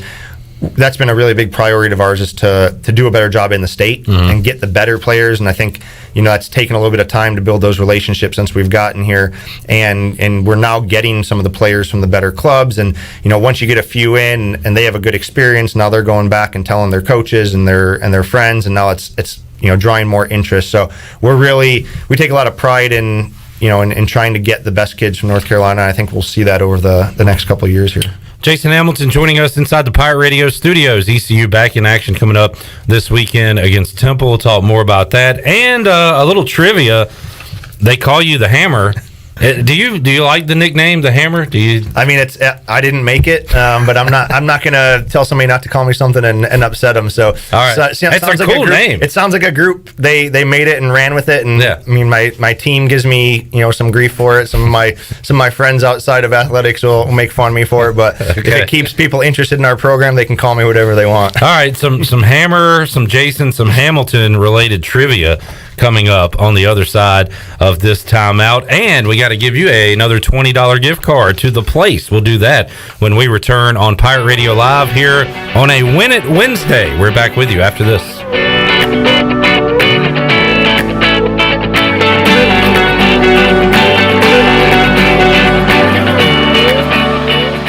Hey Pirate Nation, this is Tom Brown from Brown & Wood Cadillac. We've been serving the Pirate Nation in Eastern North Carolina for 83 years. We have 4 brands, 3 generations, 2 showrooms, and 1 goal to make sure you leave a happy customer. This month at Brown & Wood, get a Cadillac XT6. Takes $6,000 off and 1.9% for 72 months. As always, Brown & Wood is the home of the lifetime powertrain warranty for all make and models. We're located on Greenville Boulevard next to the Convention Center, or shop us online at brownandwoodauto.com.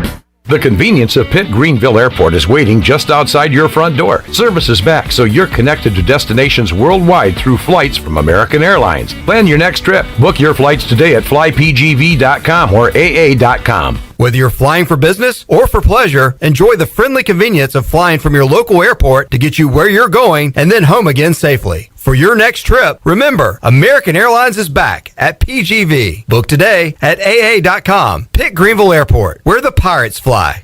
This is Dr. Phil Perdue with Orthopedics East and Sports Medicine Center. My colleagues and I recognize how difficult this time is for everyone in our community. We continue to see patients during the week while taking precautions to keep everyone safe. Our extended care clinic is now open on Saturdays and Sundays from 10 a.m. to 2 p.m. so you can avoid the emergency department for your urgent orthopedic care. For more information, please contact us at 757-2663 or visit our website at orthoeast.com. With rates being historically low, now is the best time to buy or refinance your home. This is Talbot Green with Angel Oak Home Loans. Now is the time to take advantage of the opportunity to buy more home or refinance your current mortgage. The combination of our local team's experience and Angel Oak's wide offerings of products from standard conventional, government, and portfolio loans has something for most financial situations. For more information, call Talbot Green, Joanne Weir, or Wanda Hager at 751-2060. NMLS 1719250 and 685-842. Equal housing lender. UBE and PirateWear.com are proud to offer the Pirate Nation its largest inventory ever. Brand new Adidas is arriving daily, along with Under Armour, Columbia, and Russell Athletic. UBE is loaded with cargo, and new items are being added daily to PirateWear.com. Be sure to check out our children's store, The Crow's Nest, for all of your young pirates. UBE and PirateWear.com, an ECU tradition for 50 years. Go Pirates! The Rick House is Eastern North Carolina's premier American-styled restaurant and bar. Join us at the Rick House for mouth-watering steaks and the best burgers around. Check out the spicy mahi risotto or the bourbon pecan salmon. Wednesday night is date night. 2 salads, an appetizer, a bottle of wine, 2 entrees, and a dessert for just $55. Thursday is ladies' night with $5 martinis and special apps. The Rick House, American Provisions and Spirits, 710 Red Banks Road beside the bowling alley in Greenville. The Rick House. This is John Gavigan with the Gavigan Agency. Our top priority is doing what is best for our members. Whether you are buying a new vehicle, a new home, protecting your family with life insurance, or filing a claim, our agency will be there every step of the way. Our goal is to become a trusted advisor for you and your family for all of your personal and commercial insurance needs. Give us a call in Greenville at 756-1400 for a car, home, business, or life insurance quote today, and give us the opportunity to show you the benefits of doing business with someone who cares. Been pulled over for speeding and written a ticket? Then you need to call O'Neill's Speedometer Service in Greenville. O'Neill's can calibrate all vehicles for speeding tickets. All-wheel drives, no problem. 18-wheelers, no problem. Motorcycles, no problem. O'Neill's can also repair instrument gauges that have stopped working. Whether you drive a Ford or GMC, Greenville's trusted speedometer shop for over 30 years is O'Neill's. Call today for repairs or calibration work at 756-5050. O'Neill's Speedometer Service. Go Pirates. This is Coach Steve Shankweiler, offensive line coach for East Carolina University football, and you're listening to Pirate Radio, the voice of the Pirate Nation.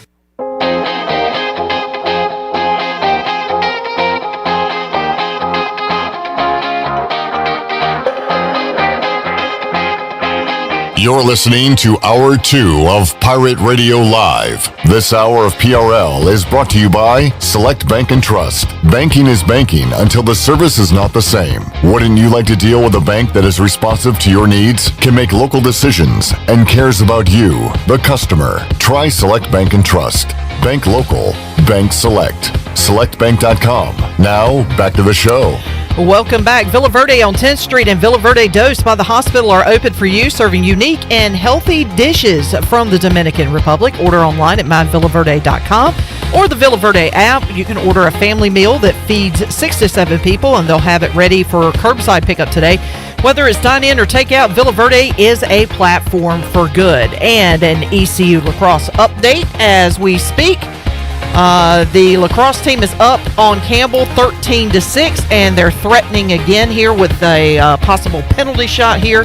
So I'll get you updated on that. ECU has just taken the lead in softball in the top of the 6th inning. They are up 3-2 over Charlotte. Clip. All right, Shirley. Beating Campbell on hump day, no easy task. That is a great point. Thank you. Well played, sir. Boy, this clock is moving slow. I need a certain result in this soccer match I'm watching on TV right now. Does it ever seem like, Coach, when you got a lead, it goes real slow? When you need to catch up, the clock flies by? Without a doubt. Yeah. Without a doubt. That's how it works every time. One of those things. Jason Hamilton here with us. So I'm checking my email, and I'm sure we'll get a From the Helm from John Gilbert at some point. Looking at ECU Pirates on the social media. Haven't seen an official word so far as fans in the stands, but speculating ECU women's soccer on the road at Temple on Sunday. The following Sunday at 1 o'clock, they will be home. You guys will be home against South Florida. Maybe anticipating some more fans in the stands for that one. That'd be great. We'll see. We shall see. You don't want to put a definitive word out? Hey, I don't want to get you in trouble with it. My phone, I'll see John Gilbert on my phone if I can. Right, yeah. Here in a minute. Don't want to get you in trouble. All right, I tell you what, we got sports trivia at AJ's tonight. Looking forward to that. And I wanted to get the trivia juices flowing a little bit. So I've got a little game for Shirley and Chandler. And Coach, you can participate as well. I'm terrified. The answers for these questions have Jason, Hamilton, or Hammer in the answer. Okay. Yeah, I was really hoping he was just going to go with national team questions because I'm Sorry. really good at those. I don't know where to begin on those. I know. Who has I the could do most that. caps, Shirley? The most caps? Do you know the answer? Now I gotta I look don't it know up. who the most. I want to say Christine Lilly, but I don't think that's right. I know the second most is Carly Lloyd. He's the second most. That's random. Because she's approaching that. Who that was your benchmark. answer? Christine Lilly, all-time highest internationally capped player in soccer. So does that Michelle include Akers might be the other one. I don't know. All right. You're the one that asked the question. You You're right. Google This it. is not on my official question sheet. So let's. Jeez. All right, here we go. Shirley, I'm going to give you question one. Oh God. You ready? All right, go for it. This Oakland, California rapper's real name is Stanley Kirk Burrell. Who is MC Hammer, Alex? Nailed it. Well done. How did you get that? Because you said Oakland rapper. Man, that was easy. a tough one right there. MC Hammer. Well done. Chandler, for you, he has the second most assists in NBA history. Remember your words that you can use. Jason Kidd. Jason Kidd is correct. Oh, well done. I wouldn't have guessed that one. Coach, you want to try one, or you want to let them? I think we let them go. All right. They're going to show me up. They've got more knowledge than I do. All right, Shirley. This 5-time All-Star was the 2000 American League MVP. 5-time All-Star. And I'll tell you this: he went to the All-Star game with 2 different AL teams. He was the 2000 AL MVP. So you got to go back a ways. Us old people think 2000 was like yesterday. It was actually a long time ago now. Sad to say. I'm gonna. Do you know it? I don't. I was going to say the last name is Hamilton. I just can't think of the first name. Oh, it could be Josh Hamilton. Did he win That's an what I was MVP? thinking. That's what I was thinking, Josh Hamilton. But that was more like 2010. Yeah, if he yeah. did. That's late 2000. Do you have a guess, Chandler? Jason Giambi. The great Giambino, Jason Giambi. I would not have guessed that. I was thinking Josh Hamilton because when I was being interviewed on a game that was an ESPN game when I was the head coach at Troy, and they put Josh Hamilton instead of Jason Hamilton. So I got about 37 screenshots of that sent to me during the game in the second half. Well, 'cause here's that the thing. I halftime. was thinking Josh Hamilton. I almost said Jason Hamilton. So there you go. You know what's funny? I could have used 2010. He was the AL MVP in 2010. So there you go, Josh Hamilton. Half a point. All right. By the way, ECU's up 4-2 in softball. Oh, well done. Shirley, this 3-time All-Star was an NCAA champion at UConn in 1999 and an NBA champion in 2004. Oh, God. Is this more Chandler? Yeah, this is going to be more challenging. And I'll tell you what, kind of timely because he wore a mask during a lot of his NBA career. Chandler got it on that one. Yeah, I was going to say he played for the Pistons, right? Yep. And I can't remember his first name. Is it Richard Hamilton? Yeah, known as Rip. Rip Hamilton. Yep, Richard Hamilton. Yeah, see, NBA is going to be trouble for me because I don't remember a whole lot of NBA. All right. Well, how about this one, Shirley? This might be more your speed. This WWE Hall of Famer fought with and against the Hart Foundation. He wrestled in the WCW as well. Oh my God. I don't even know. Oh, come on. This should wait, be... Wait, hold on. The Hart Foundation. All I can think of is... why is the anvil popping into my head? It's Jim not the it. Anvil Neidhart is not correct. Yeah, I know it's not correct. I just, for whatever But reason... you're kind of on the right path. He was an ancillary character. He was not, obviously, Bret Hart or Owen Hart.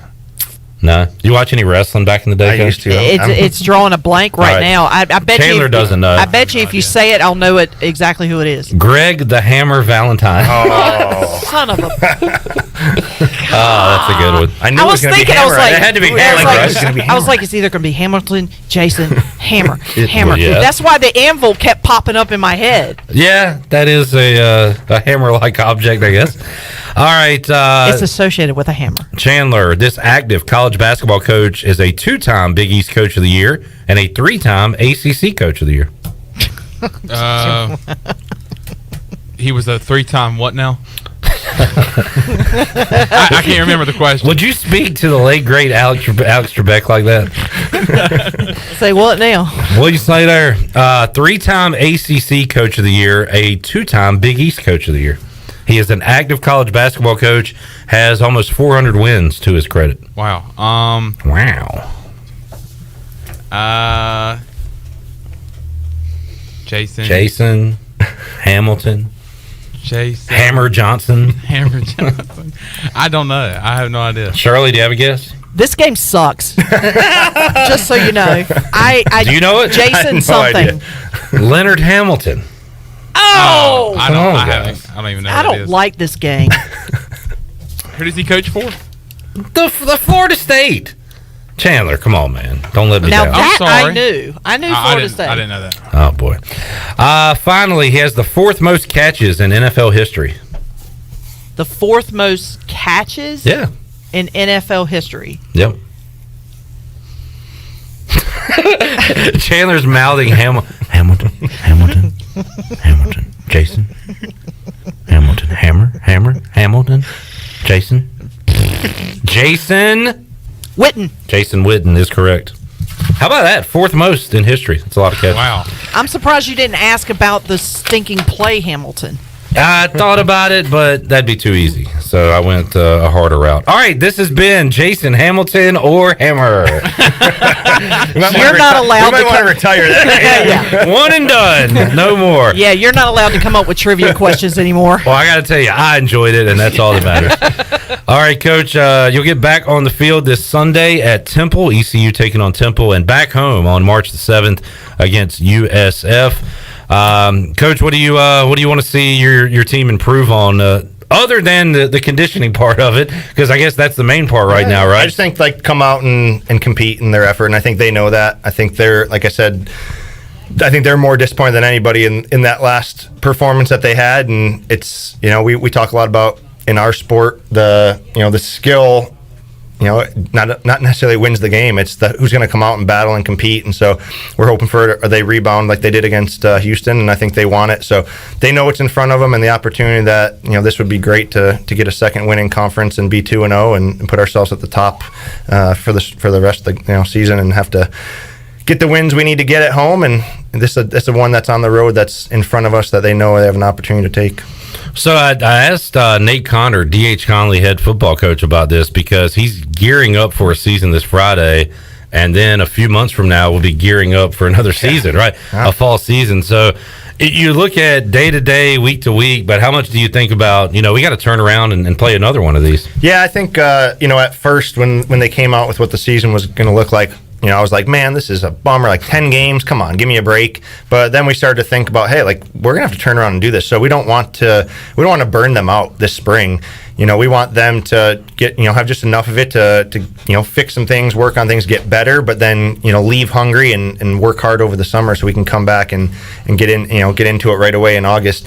I think the most important thing for us is we've got 4 who will be done this spring, and we want them to have that experience that, it's a normal season and get some games and play against competition and all that stuff. So I think that part was important, that we didn't just say, hey, let's just, cancel it and get ready for next year. So it's kind of a good balance of, we've got to compete here this spring and we've got to, push the players that are here, but, where it's also thinking about, hey, we are going to look a little bit different next year, and we're going to have some players that are with us now who we'll be able to use. We'll have some new players coming in, and we'll have some of the players that are here who won't be with us. So it's that kind of that balance of taking care of business right now, but planning for the future. And look, you said, you guys have been lucky to play 3 games at this point, not have any cancellations or postponements. And is it a postponement or a cancellation? You talked about those other teams. Are they able to reschedule? Yeah, so it's really like up to the schools. So, we're such a unique school in the conference. Everyone else kind of has a travel partner in soccer.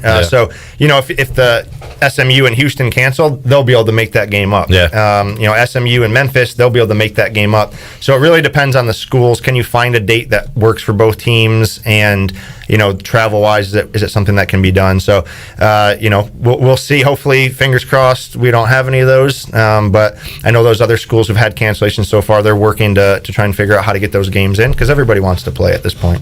ECU women's soccer back in action on the road at Temple. You can watch it on ESPN Plus coming up on Sunday, and then back home on March the 7th, Sunday on ECUPirates.com. You can watch that one, or looks like we're going to have more fans in the stands, so you can go check it out. Hope so. Right there at Johnson Stadium. That'd be awesome.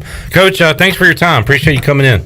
Great being here. Appreciate it. All right, there is Jason Hamilton, the Hammer, joining us today inside the Pirate Radio studios. Shirley, we need to make somebody else a winner right now. Booty, booty, booty, booty, booty everywhere. Booty, booty, booty, booty, booty everywhere. All right, the Pirate Radio booty bag is back open, and today it is filled with $20 gift cards from The Place. The Place in Washington. And once again, if you need some visuals, check out our Pirate Radio on Twitter. Put out some pictures of the awesome food The Place has to offer, and you'll be your mouth will be watering wanting some of that great food. You can win a $20 gift card right now if you are caller number 8 at 317-1250. We'll have a winner and more on the other side. We're back with you after this.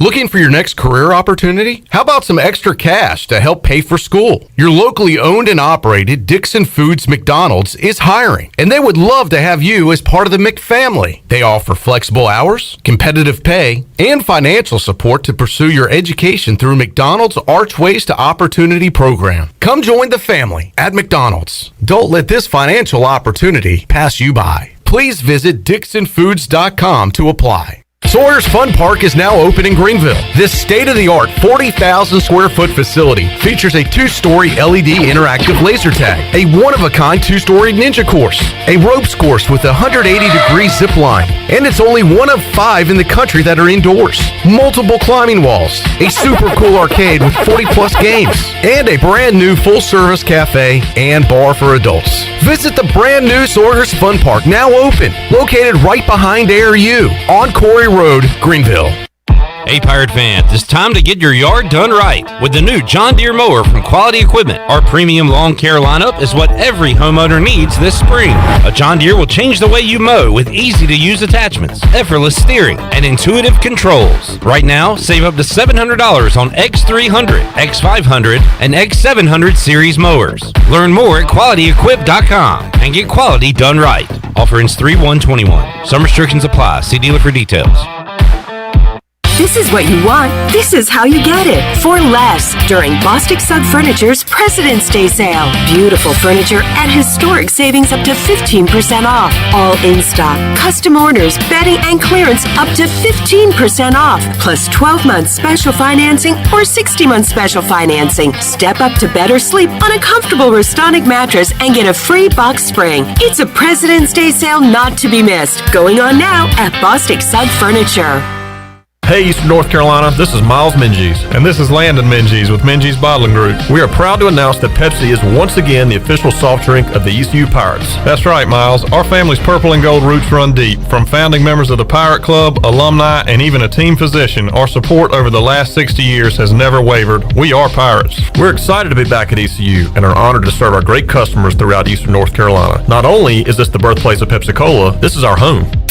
Cheers, Pirate Nation. I like the sound of that. Support local, drink local, stay safe, and drink Pepsi. There's no better time to drive away with a quality pre-owned car, truck, or SUV from Greenville Auto World. Greenville Auto World is your authorized rough country dealer. We specialize in lift and leveling kits along with custom wheel packages. Whether you're looking for ground clearance or enhancing the appearance of your vehicle, trust our team for your off-road experience. Greenville Auto World, 3840 South Charles Boulevard across from Hardee's at Bell's Fork, or online at greenvilleautoworld.net. We are back, baby. We are back. CPW's is back. Back open every day for lunch. CPW's classic menu is also back with all of your favorites like tortellini CPW's, Cajun chicken and pasta, classic lasagna, the garbage pizza, the stromboli, calzone, Atlantic salmon, the Cajun fried shrimp wrap, and more. Start every meal off with your favorite beverage and CPW's fresh baked bread and garlic butter. CPW's is back. Back open for lunch in the Stanton Square Shopping Center next to the hospital. Follow CPW's on Facebook for daily updates.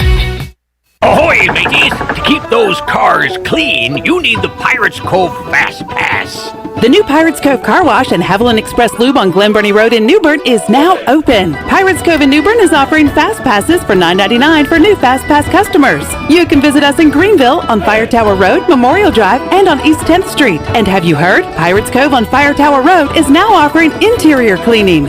So we have you surrounded. Pirates Cove, the official car wash partner of ECU Athletics.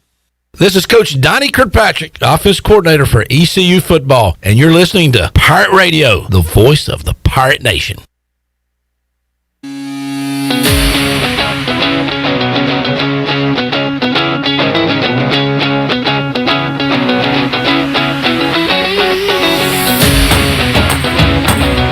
You're listening to Hour 2 of Pirate Radio Live. This hour of PRL is brought to you by Select Bank and Trust. Banking is banking until the service is not the same. Wouldn't you like to deal with a bank that is responsive to your needs, can make local decisions, and cares about you, the customer? Try Select Bank and Trust. Bank local. Bank select. SelectBank.com. Now, back to the show. Welcome back, and congratulations to Lance Kane of Greenville. Picked up a $20 gift card courtesy of the place, and be on the lookout for new spring and summer drink specials with patio seating on the waterfront. The place is open for lunch Tuesday through Saturday. They have an elevated style dinner on Thursday through Saturday, and they have brunch on Sundays. You can check out the place on Facebook and social media to get all of their seasonal menu items, and along with their original favorites and extended spring hours. The place is located on Main Street in Washington. As we return to the show, let me give you the scoring updates for two games that are in progress. ECU's lacrosse team is leading Campbell 15-7, so they are beating the Camels on Hump Day. Thank you, Clip, for that joke. Hump Day! Hump Day! And the ECU softball team leads Charlotte 4-2. They're in the top of the 7th inning. There you go, Clip. All right. It's kind of fun on the news desk today when you got all this stuff to follow. Oh, yeah. The name Lance Kane sounded familiar. I think I was thinking about Andrew Kane. He's played at Rose and at UNCW. Although in his bio he says he is the son of Kim and Lance Kane. I don't know if that's the same Lance Kane, but anyway, that name sounded familiar, so okay. I Googled it up. I went down a rabbit hole there. Are you gonna spoil go ahead. my thunder here? Go ahead. Are you gonna spoil my thunder? No. Okay. Sorry. Wait, is Jim Rome gonna spoil my thunder? No. No one cares about your thunder. Show me your lightning bolt. We've got the email, Shirley. I was about to talk about it, but I'm going to let you handle it since you're the host of the show and all. Oh, wow. How about that? I'm going to get a talking to during the break. Is it a from the helm? It is sort of a from the helm. It is a statement from ECU Athletics Director John Gilbert. He says, quote, "We are thankful for today's executive order that will allow additional fans into our athletic venues. As we begin the process of welcoming fans back to our athletic facilities, our priority remains to create an atmosphere that is safe for all involved. We will continue to work with the university, local, and state health officials who have assisted us throughout the pandemic. The support of ECU students, season ticket holders, and Pirate Club members are crucial to the success of our athletics department, and we will do everything possible to accommodate the needs of our supporters. We will communicate a more detailed plan on how seats will be allocated and access for our spring sports in the coming days. We are eager to have Pirate Nation back." That, according to John Gilbert. So he says we'll have a more detailed plan on how seats will be allocated and access for our spring sports. I think that's the good news here. Well, we kind of knew it, but just because you are allowed to have more fans in doesn't mean ECU has to do it. Well, they're going to do it. They're going to have as many as they can safely at these sporting events. Well, you've had Eric Ward on the show. You've had Justin Bear on the show. I've even heard Brian Meador on the press box talk about how they basically over there at ECU Athletics have already kind of prepared for this announcement, right? And already have a plan in place to get butts back in seats and in a safe way. That's a good point. That's been talked about since last year. Yeah, so you would have to think that this isn't like a scramble to be like, all right, what do we do now that fans can come back? I feel like there's already a plan and things are already kind of going smoothly to get people back in the stands. Great news, and John Gilbert there with his comments. We have been talking a lot of ECU athletics today on our Bud Light ECU report, brought to you by Bud Light, who reminds Pirate fans to always stay in the game and drink responsibly. Bud Light, the official beer of the ECU Pirates, and proudly distributed by Carolina Eagle Distributing since 1989. And we will talk more baseball coming up. In fact, maybe we'll get a few cuts in here, and we'll talk about it in hour 3 when Nolan Knight joins us as well. Shirley, you got something? Oh, I was just going to say that was Lance Kane calling in, and he said you have a really good memory because that is his son that you're referring to. I think I remember the name because a buddy of mine coached Greenville Little League, and I want to say he was like one of the better players that they had, and then went on to Rose and Wilmington. So congratulations, Lance Kane. There you go. All right, Dean Kane was Superman. Yes, he was. I'm just showing off my great memory now. Lorenzo Kane won World Series MVP for the Royals. Did I make that up, or is that true? That sounds about right. Hey, sounds about right. I want to say he won the MVP. Let's see, Chan Man, World Series MVP champion in 2015 for the Kansas City Royals. Boom. So there you go. Great memory. Thank you. Great memory. I'm doing memory exercises on the show today. Shirley, what do you got? You're in the talking position. I was actually looking at people with the last name of Kane. Who else do we got? Christopher Kane. Actor? Yes, the actor. Batman? No, who am I thinking of? Michael Caine? Michael Caine. Michael Caine. That's somebody. He's an actor. He was in he was actually in Batman. I think that's who he was. Alfred. The butler. He was Alfred. Michael Caine. He was also in the Kingsman. If you ever watched those movies. Who is Christopher and he was Caine? Austin Powers' dad. That is correct. You are correct there. Christopher Kane actually is Dean Kane's father. The Lance Kane of Dean Kane. Yes. Oh, we are stupid. Yeah, so I just had to look that up. Bo Bad's chiming in. Oh, Bo! Oh, no. Uh-oh. Real Madrid just scored. Bo Bad's chiming in. Lance Kane's dad was Bill Kane, former ECU athletics director. Wow. I love this stuff. I love word association, name game, all of it. Thank you, Bobo. Wow, I would not have guessed that. I did not know that. I did not know that. A lot of people forget the Undertaker's brother is named Kane. That is a true story. Oh my God, that's hilarious. All right, there we go. That's what you call a cane train. And the Canes are back in action tonight. That they are. John McCain. John McCain, correct? I mean, if you want to go that way. Former Senator Herman Cain. who just passed away. Who just passed away. To Herman Cain. Shirley MacLaine. Is that a person? Yes, it is. Okay, good. Played in Laverne and Shirley. Shirley. That's right. I know As in, she was Laverne. Okay. And you're Shirley. I am Shirley. All right. Shirley. Tony Kane. Who that? He was in the movie The Lost Boys. Okay. Which I adore because that is a great movie. Is that vampire? Yes. I've never seen that. That is look, screw this whole Twilight mess. Vampires don't sparkle.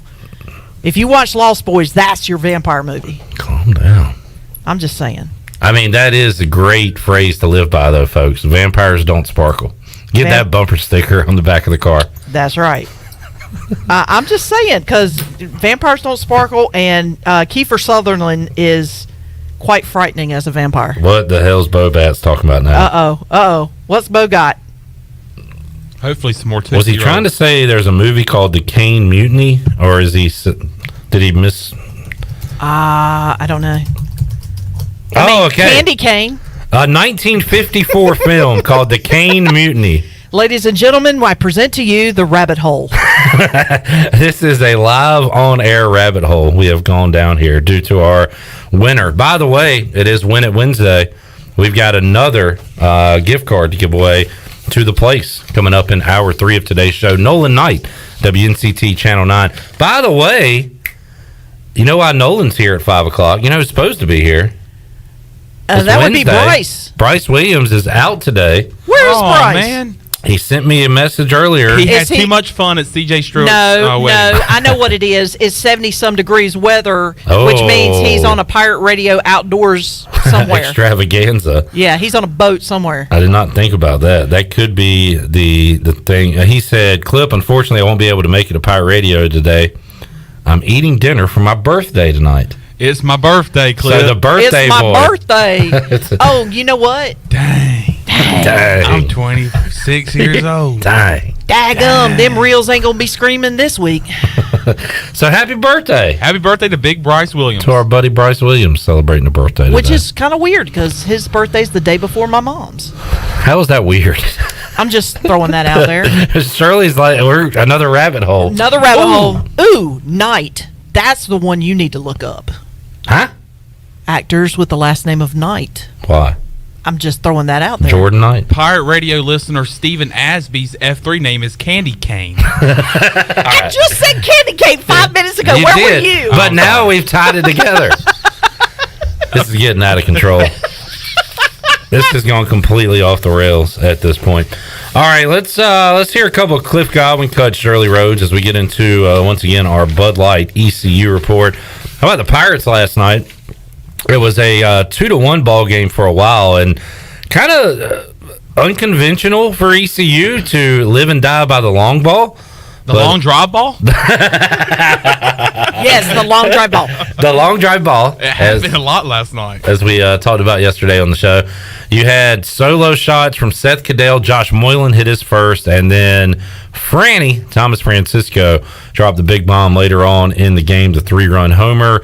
And the Pirates win at 6-1 over Duke. And here's what Cliff Godwin had to say. The game was Cam Colmore coming in, and when Spivey got the blister on his finger, Spivey actually dealt with that the weekend before last weekend a little bit, and we shut him down. And it's just, it's going to be something that we're going to have to manage a little bit. But Cam Colmore not even being throwing and going out there and just calming the storm. Of course, they got to run, and then what CJ Mayhew did, that's the best he's ever pitched. He's always had great fastball, but tonight he had the slider and the changeup, and just special. I mean, that was not the plan for him to finish it. It was just he made us let him finish it.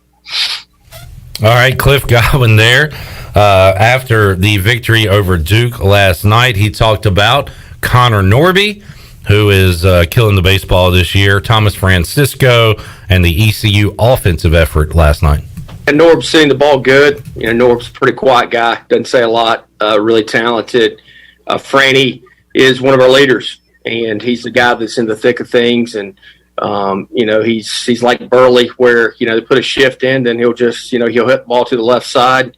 He got a change up and was able to get just enough of it for a 3-run jack, 3 big 2-out RBIs right there after we had scored 1 to put us up 3-1. Lane Hoover with a great hit and run.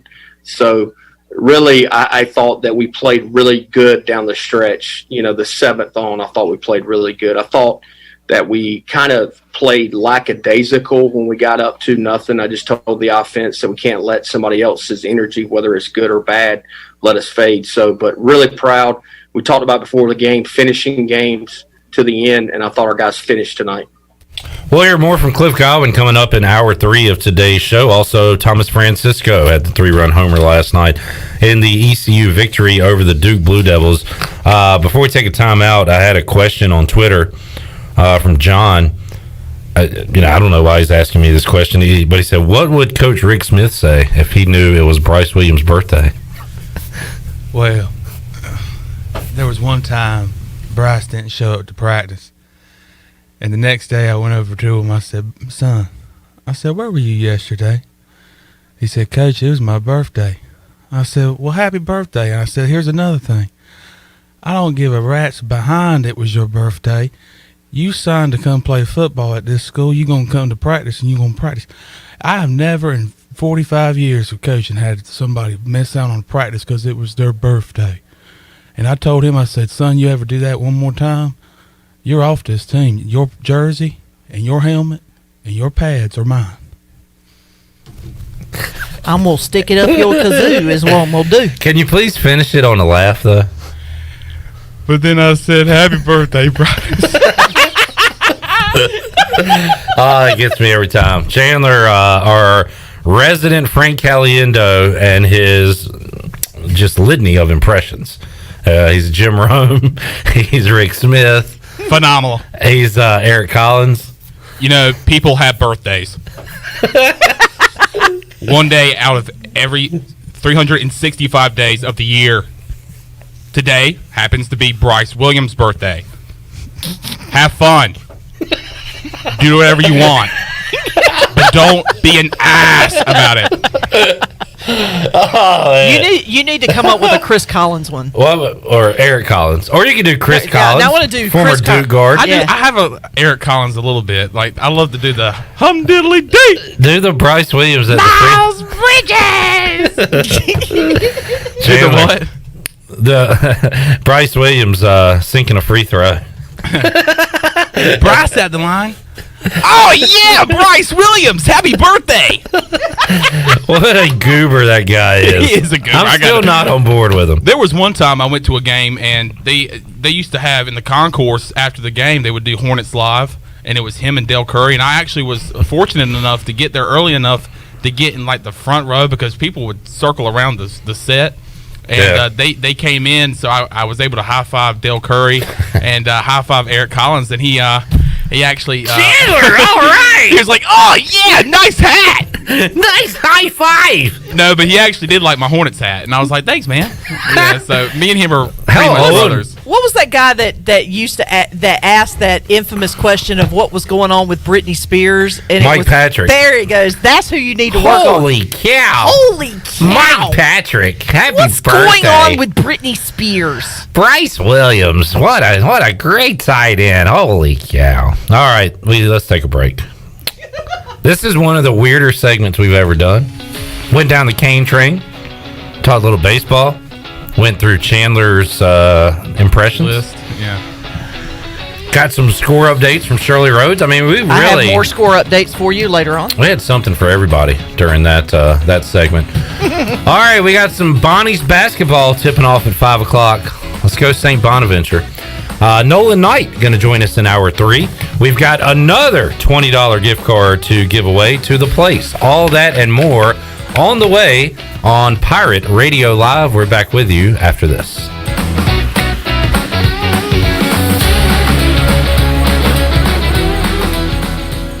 In a world of fake profiles, fake tans, and fake flavors, naturally flavored Michelob Ultra Organic Seltzer strives for realness. It's USDA certified organic, with no sugar or carbs, and only 80 calories. So the only thing touching your taste buds is organic, refreshing, and delicious. Michelob Ultra Organic Seltzer, as real as it tastes. Enjoy responsibly, not a low-calorie food. Anheuser-Busch Michelob Ultra Organic Seltzer, IRC Beer, St. Louis, Missouri, 63118. Tired of cooking at home? Change it up without getting up. Just order Jersey Mike's through our app for no-contact delivery or no-contact at-the-door pickup. Jersey Mike's. Be a sub above. You don't need a big meeting. You don't need a birthday. You don't need any excuse at all. You just need to love subs. Times 12. Order the Jersey Mike's catering box today. Jersey Mike's. Be a sub above. You've worked hard to start your business and are working even harder to make it successful. That's when it's most important to have a community bank and a local banker in your corner. This is Eric Clark from Select Bank and Trust. Our team of local bankers care about you, our customer, and the communities in which we all live and serve together. As the business and economic conditions of 2020 threw you many curveballs, our team at Select Bank and Trust remains steadfast in being responsive to your ever-changing needs. In 2021, choose Select Bank and Trust. Bank local, bank select, member FDIC. At Tiebreakers, we admit we have a bit of a problem. People love our wings so much that they're starting to sell their home TVs just so they can watch all the sporting events here at Tiebreakers. Seriously, we're glad you love our hand-breaded, hand-cut boneless wings that much, but we really need you to go home at the end of the night. It's okay, we'll be here tomorrow. And when you come back, bring a friend with you. For great food, great friends, and cold beer, we'll see you at Tiebreakers. Tiebreakers, break the chain, eat local. There's no better time to drive away with a quality pre-owned car, truck, or SUV from Greenville Auto World. Greenville Auto World is your authorized rough country dealer. We specialize in lift and leveling kits along with custom wheel packages. Whether you're looking for ground clearance or enhancing the appearance of your vehicle, trust our team for your off-road experience. Greenville Auto World, 3840 South Charles Boulevard across from Hardee's at Bell's Fork, or online at greenvilleautoworld.net. Hi, this is Jeff Charles, and welcome inside the booth. The little school in Spokane could win it all. I'll have some thoughts next. Hosting Pirate Radio Live from 3 to 6 every afternoon can get stressful. It's nice to relax sometimes, turn off the brain, and get some peace and quiet. Sure. Booty, booty, booty. Shirley, what are you doing? Practicing. Practicing? Practicing for what?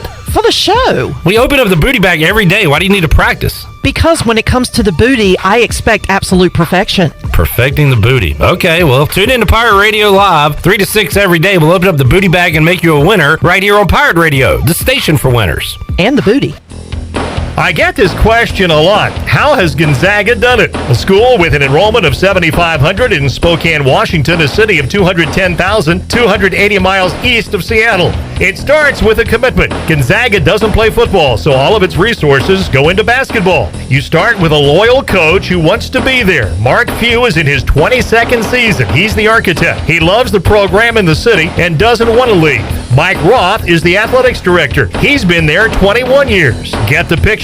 Few and Roth work well together. They are a team. Gonzaga has benefited being in a league, the West Coast Conference, that it can win. Gonzaga has become a sexy place to play, and the international market has been very good to the Zags. The Zags have been to the championship game once, 2017, and lost to the Tar Heels. This year, they just might win it all. Come on back again next time, and we'll visit inside the booth. This is Pirate Radio, WGHB Farmville, 1250 and 92.7 FM Greenville, WDLX Washington, 930 and 104.1 FM Washington.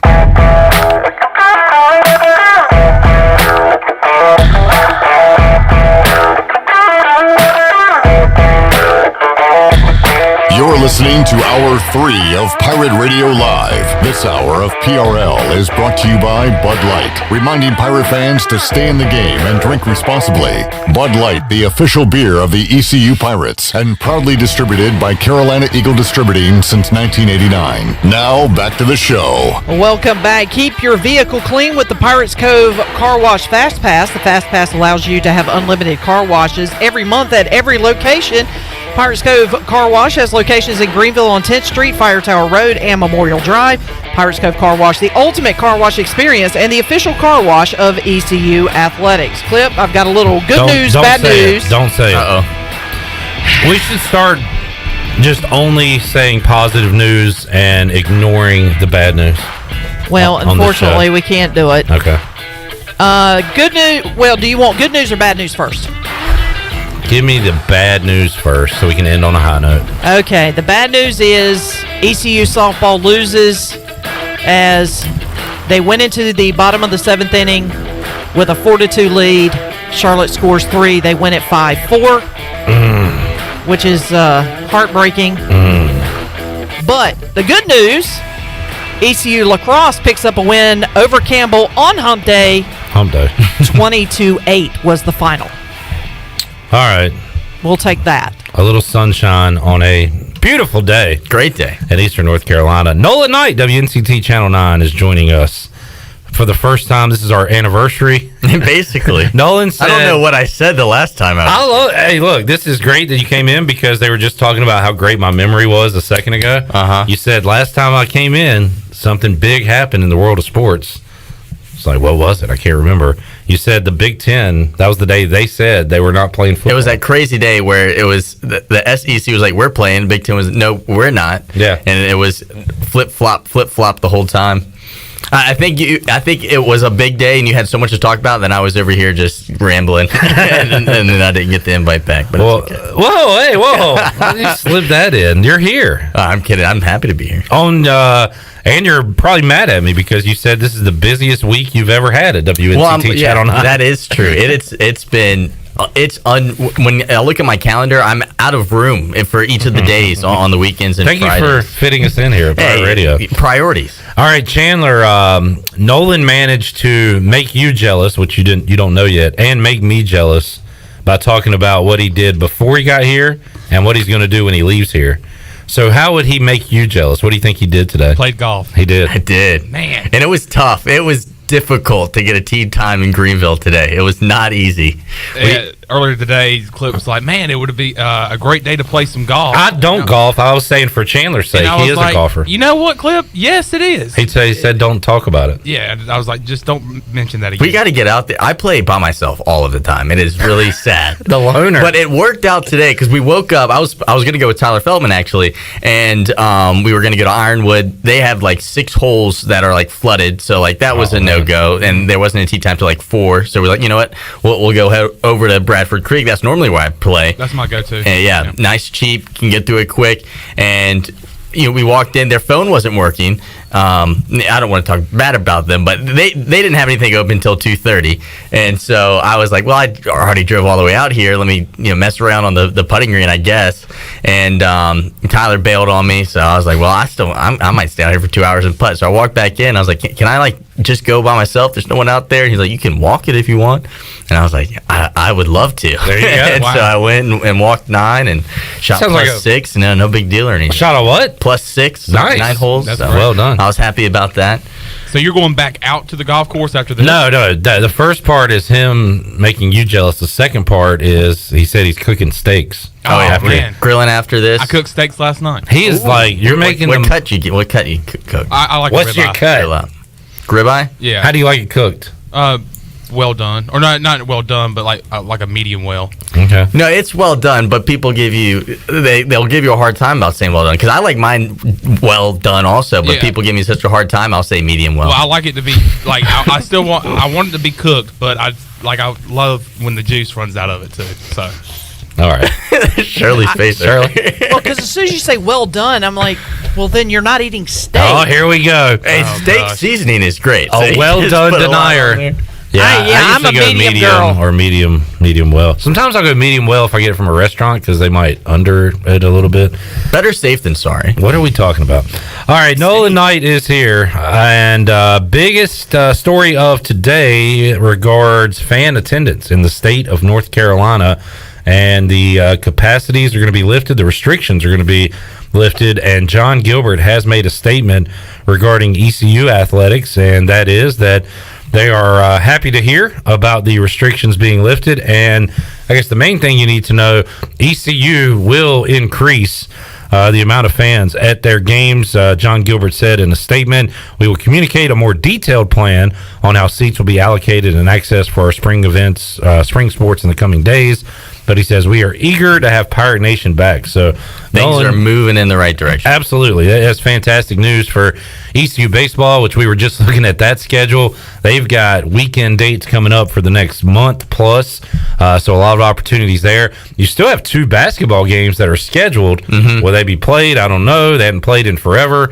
But a couple opportunities to maybe get to a basketball game. And then, of course, we had Jason Hamilton on last hour. You got soccer, volleyball, lacrosse, softball, everything going on. Golf starts at some point too, doesn't it? Women's golf. That one. I guess as good as mine on that one. This is good news, I guess, for high school football as well, right? Yeah, it's great news because we weren't completely sure if media was allowed at those games, but now they definitely have to be with that many people. So that's great. And you talk about all this. I mean, it's so busy right now. You have high school basketball that the playoff state championship should have people in the stands for it now too, more than just parents. So that'll be fun. Golf, I guess, got underway this weekend. There you go. And they'll be back. Where were they? They were at the Kawhi Leonard Island, Kiowa, Kiawah Island in South Carolina. That sounds nice. Chandler, you got this one? No, but Corey Glore is tuned in, and he is team medium rare. All right. So he likes it to move. Thank you for chiming in, Corey Glore.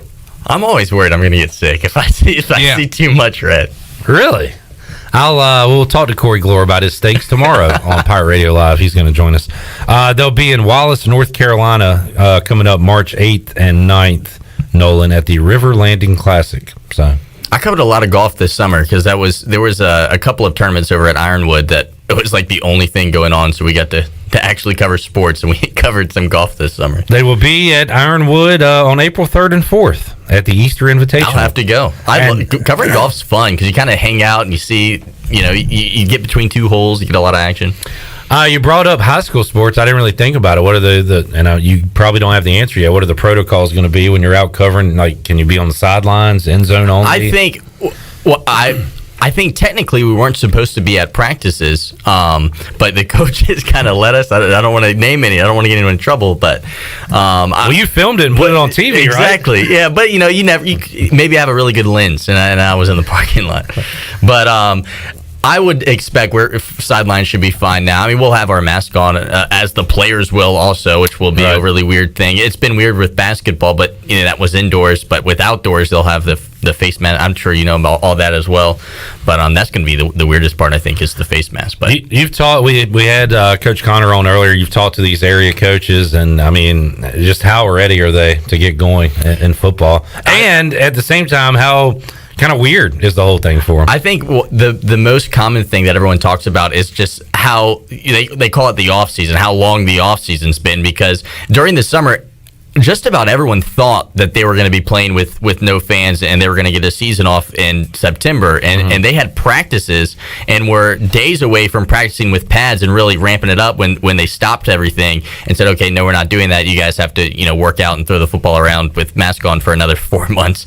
And so that's what happened. So I think everyone's ready to just get out there. And, I feel for the seniors, like the really talented seniors that maybe didn't get a look because they, are trying to get, recruited to play somewhere and they haven't gotten an opportunity to really show their stuff. I know there's a couple of area athletes that could have really benefited from a fall season. That's a whole nother aspect of it too, the recruiting, where are these guys going to land as far as colleges go, and could there be some late ads after a good Pitt County high school football season? Could there, that's fascinating too to watch. Let's see. Steve Hill says you can't get sick. You won't get sick off red in your steak, just your ground beef. So keep that in mind. All right. Well, maybe tonight when I'm grilling them up, I'll take them off sooner. Right. That's less beer to drink between the time you take it off, though. Look, you got your system. Stick with it. Don't let anybody peer pressure you into how to eat a steak. I'm down to try new things. Do you? Now this one people get on me about. Like, I love A1. In fact, sometimes I think... Oh, no. See, here we go. I think that's worse than saying medium well. Of course you do. Because you are... Yeah, you do. I know if a good steak doesn't need sauce. Well, thanks, Dad. Well, that's why I remember liking it as a child, and when I started getting older, my dad started giving me mess for using it, so I stopped using it. I almost just pick out food. Like, they had pork chops earlier this week. I basically got those and had my wife cook them because I wanted A1. The pork chops, I do. Is it like the original A1 or? Oh yeah. I mean, I've gone bold and spicy and all that stuff. That's like sometimes I'll do grilled chicken just to use Sweet Baby Ray's. Yeah, just to have the sauce. Yeah, aspect that of Sweet Baby Ray's sauce is sometimes fire. You get Chick-fil-A just to get the Polynesian. You know what I'm saying?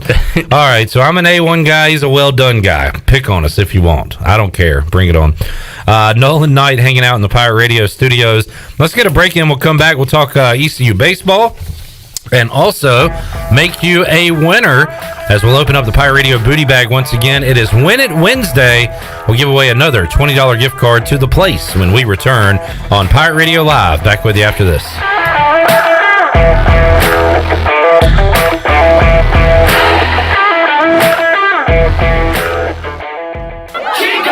Chico's Mexican Restaurant is the home of the best margaritas. Grab your amigos and head to Chico's every Tuesday for the Gulp of Mexico, a huge 46-ounce lime margarita for only $6.99. On Thursdays, relax and enjoy half-price pitchers of Chico's house margaritas. Choose from lime, strawberry, blood orange, raspberry, or peach. For Mexican food and fun, it's got to be Chico's in downtown Greenville, and now available through DoorDash, featuring a half-gallon of the famous margarita mix to go for only $9.99. Chico's, where the fiesta never ends. Hey Pirate Nation, this is Tom Brown from Brown & Wood Buick GMC Truck. We've been serving the Pirate Nation in Eastern North Carolina for 83 years. We have 4 brands, 3 generations, 2 showrooms, and 1 goal to make sure you leave a happy customer. This month at Brown & Wood, get a Buick Encore. Take $3,750 off or $2,250 plus 0% for 72 months. As always, Brown & Wood is the home of the lifetime powertrain warranty for all make and models. We're located on Greenville Boulevard next to the Convention Center, or shop us online at brownandwoodauto.com. Hey Pirate fans, it's time to get your yard done right with the new John Deere mower from Quality Equipment. Our premium lawn care lineup is what every homeowner needs this spring. A John Deere will change the way you mow with easy-to-use attachments, effortless steering, and intuitive controls. Right now, save up to $700 on X300, X500, and X700 series mowers. Learn more at QualityEquip.com and get quality done right. Offer ends 3/1/21. Some restrictions apply. See dealer for details. North Carolina State Parks is proud to announce that they have partnered with the Hometown Strong program. Our visitor centers are now equipped with public Wi-Fi to help kids with school. Remote learning has become a critical public health measure in maintaining social distance and continuing to educate our young people. Take advantage of Wi-Fi and a hike at Goose Creek State Park or a day trip to the beach and access remote learning at Fort Macon State Park. For more information, visit hometownstrong.nc.gov. Great food, great atmosphere, and great service is Ottavola Market Cafe. Ottavola is simply a restaurant that focuses on that, being a great restaurant. There's something for everyone at Ottavola. The menu offers a variety of great choices like pastas, pizzas, sandwiches, soups, salads, and seasonal rotating selections. Lunch or dinner, Ottavola is always the right call. Call ahead and get Ottavola to go, or stop by the bar for a drink with friends. It's simple. Come and eat at Ottavola Market Cafe, Red Banks Road next to Food Lion, and OttavolaMarket.com. Ottavola, pirates supporting pirates.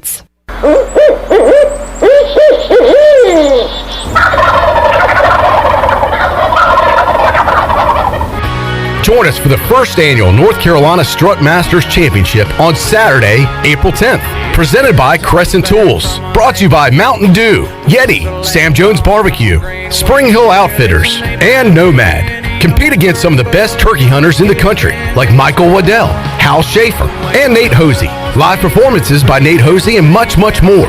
Registration now open for 2-man teams at ncstrutmasters.com. Teams with the top scoring birds will win big cash prizes, up to $15,000. The tournament is open to residents and non-residents that have access to hunt properties in North Carolina.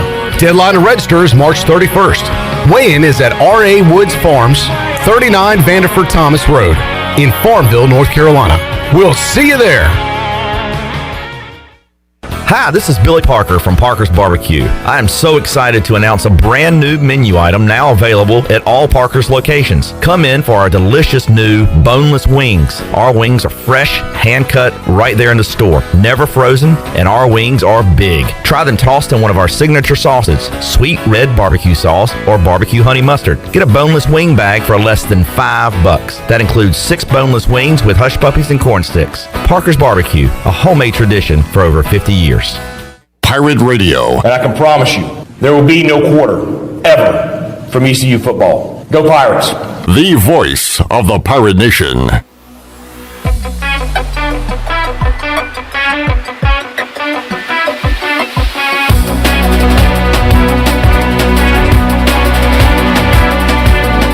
You're listening to Hour 3 of Pirate Radio Live. This hour of PRL is brought to you by Bud Light, reminding Pirate fans to stay in the game and drink responsibly.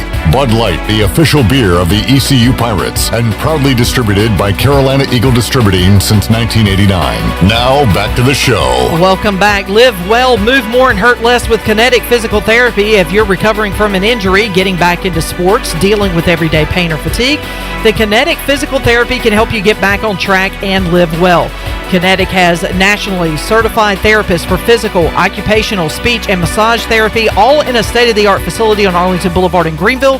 Visit kineticptgreenville.com for more information. Now let's head back in to Pirate Radio Live. Here's your host, Clip Ron. All right, Shirley, thank you. We got a great giveaway coming up in just a little bit after this segment. The Place. We got a $20 gift card to The Place in Washington, and we'll make our third winner. It's on Main Street in Washington. Awesome food, and we will give away a $20 gift card coming up at the end of this segment. You know, Troy, one of Troy's favorite things to say, and it used to like irritate me, save it for the show.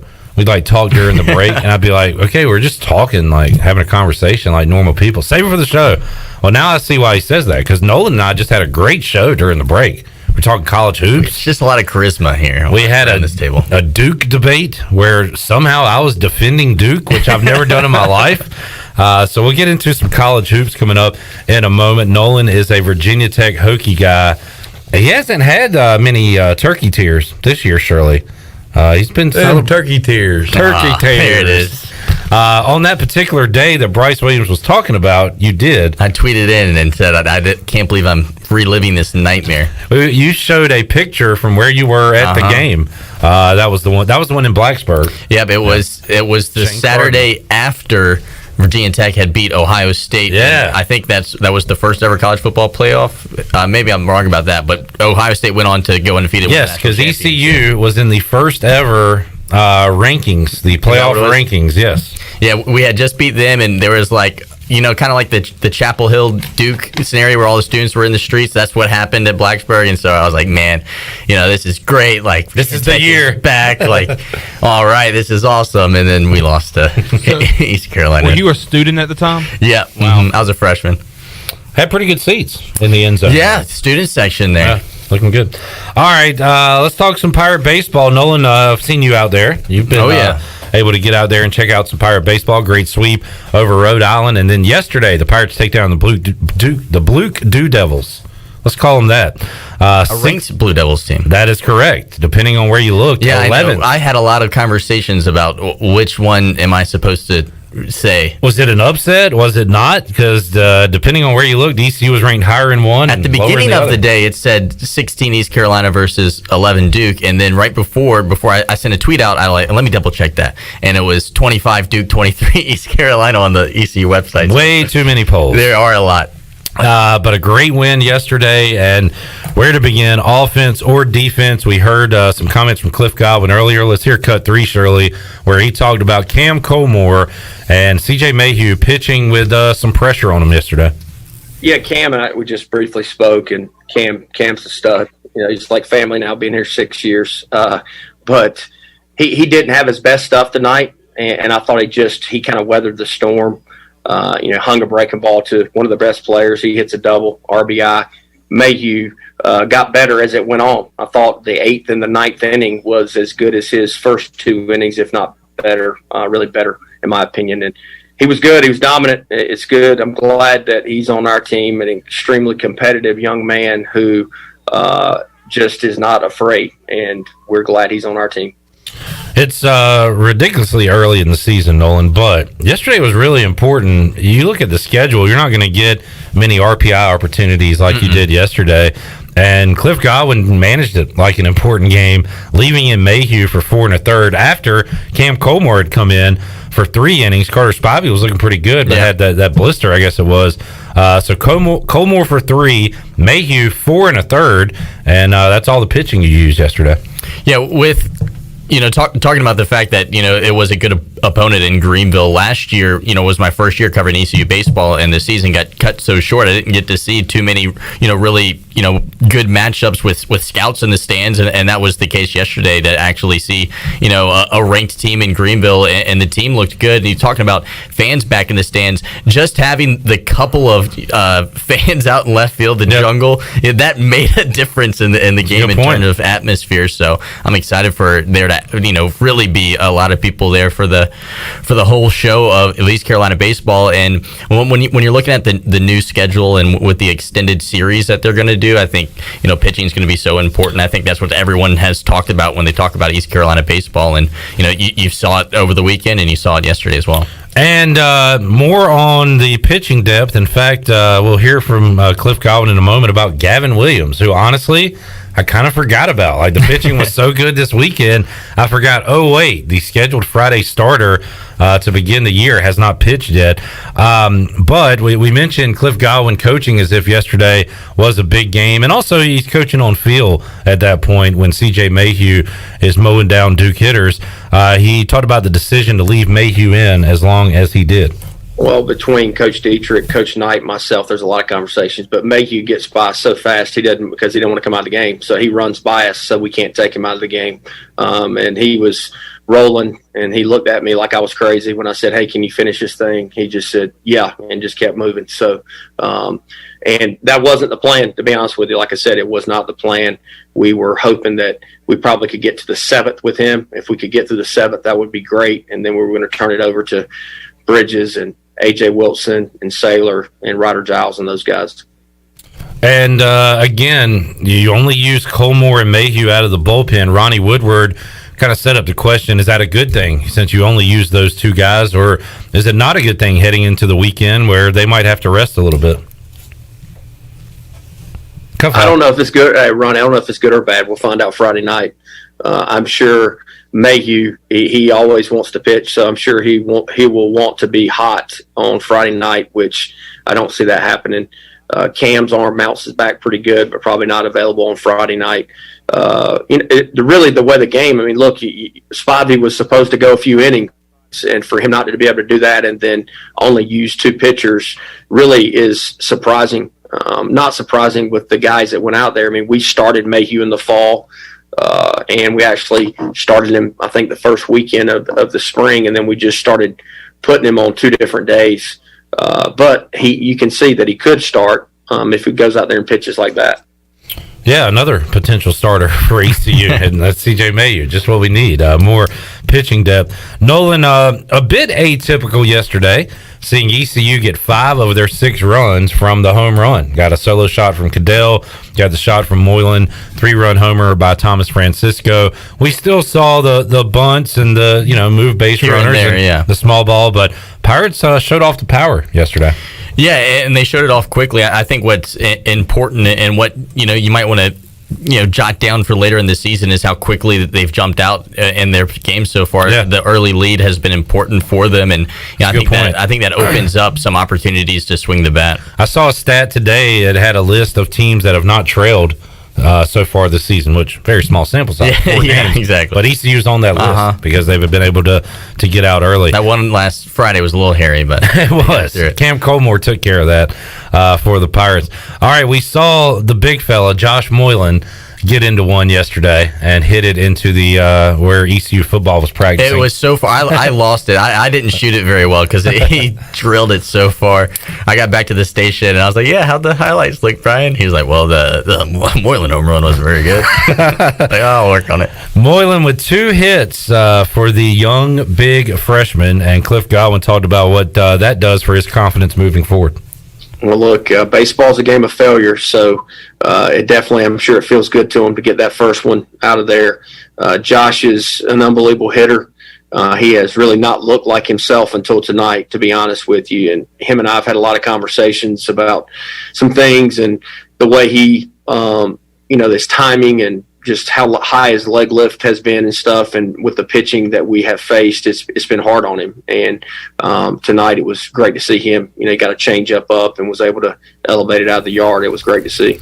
All right, and finally, how about this? Just to add another one to the arsenal, Cliff Godwin was asked, is Gavin Williams going to be available this weekend? Right now, that's the plan. He's going to throw another bullpen tomorrow. He feels good. I told somebody the other day he was long tossing. I said, I bet those message boards Igo's got going is blowing up. Gavin Williams is long tossing at about 300 yards. So I'm sure everybody was talking about that. That's the good scoop. So I'm happy for Gavin. I'm glad he's feeling good. But we still got to take it day by day and make sure that we're keeping his future in mind. And that's the first thing that we've got to do is keep his health in mind. He wants the ball. He wants to pitch. And he's kind of like a bull. We got to hold him back to just make sure he's ready to go.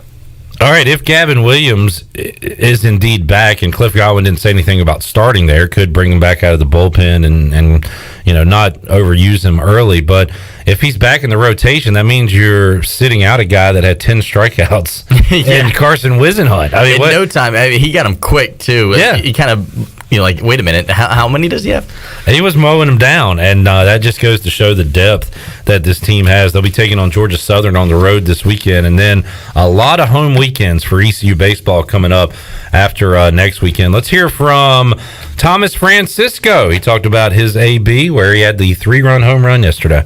Yeah, so, we got that inning started with the AMAC walk, and then Hoover had a big hit and run there. They got us on the board, and, Coach G just told me to look for first pitch changeup, and luckily he threw that pitch and the ball snuck out. But I think the biggest thing today was just, when Spivey went down unexpectedly, Cam and Mayhew came in and just shut the door, and I think that was the biggest thing tonight. Thomas Francisco asked about his home run. He talked about his teammates and the pitching. He was also asked how big it was to beat a ranked in-state opponent. Yeah, it's a big win, but, we try to treat every game, the same. We don't change anything up. We're really playing ourselves, and I thought we did a good job tonight. All right, Coach Thomas Francisco. I hadn't heard those yet. I was so busy yesterday with high school basketball. And talks about his teammates and then says every game's important. He's got the Cliff Godwin mantra going right now. He'll make a great career. All right, there is our Bud Light ECU report brought to you by Bud Light, who reminds Pirate fans to always stay in the game, drink responsibly. Bud Light, the official beer of the ECU Pirates, and proudly distributed by Carolina Eagle Distributing since 1989. Nolan, before you get out of here, I want to talk Touchdown Friday a little bit. Oh, yeah. And also let's talk about your Hokies and the ACC. So, does it feel like to you being a Hokie that if Duke and North Carolina are down, everybody just says the ACC is down? Or is the ACC really down this year? I think you know what I'm ACC, saying? That's a good point, because normally you have at least one team that's in the ACC ranked in the top 10. I mean, that's not the case. I don't know what Florida State is. They're 11th currently. So that is, I think, something to it, but I think that this year a little bit, a lot of teams have been written off because of that, as because normally you'll have the middle of the ACC is pretty good, and people aren't giving too many big bids to ACC teams like Pittsburgh and Georgia Tech are two teams that are up and coming. They won't be in the tournament, but they have some solid programs, and so like when Virginia Tech loses to Georgia Tech last night, everyone's writing it off as this horrible loss, but Georgia Tech's an up and coming program. They got a new coach a couple of years ago, and a big win for them. It really stinks that the Hokies didn't pull it off last night, because they had a shot to maybe win the conference if they win that game. But I digress, I guess. 3 top 25 teams: the Hokies, the Cavs, and the Seminoles. Florida State You know, I want to like Virginia. In fact, Shirley asked me like 3 weeks ago, "Who's your Final Four?" I had the Cavs in there. You can't do that. Since then, it doesn't make sense to me. I'm sorry. Well, go ahead and interrupt. Virginia's 15th. Virginia Tech is 16th. But Virginia Tech beat Virginia. Oh, did they? So did they happen to play a game in Blacksburg where Virginia didn't score the last 8 minutes? Exactly where I had Virginia in that game. Oh, you got to, come on. That was the worst. I got the insight. I could have told you what was going to happen. You could have, but you didn't. I would have told you not to bet on. You chose not to. You didn't reach out. You got. Next time you know something, please tell me. I will. Yeah, I had him in that game. It was it was going good for about 30 minutes. And then I'm glad I was able to come in here and talk well about that game. They seriously did not score. Brian Bailey hear a lot about it. He's a Cavalier fan. Got a little Virginia Tech rivalry going there. But the Hokies in good shape to make the NCAA tournament. I was going to say Florida State, the way they beat down Virginia. They look like the best team in the conference. They have their duds as well. Not that I had them in the game against Georgia Tech, but you know what they did to the Hokies was that last Monday, I guess. Now, are you giving them the crown right now?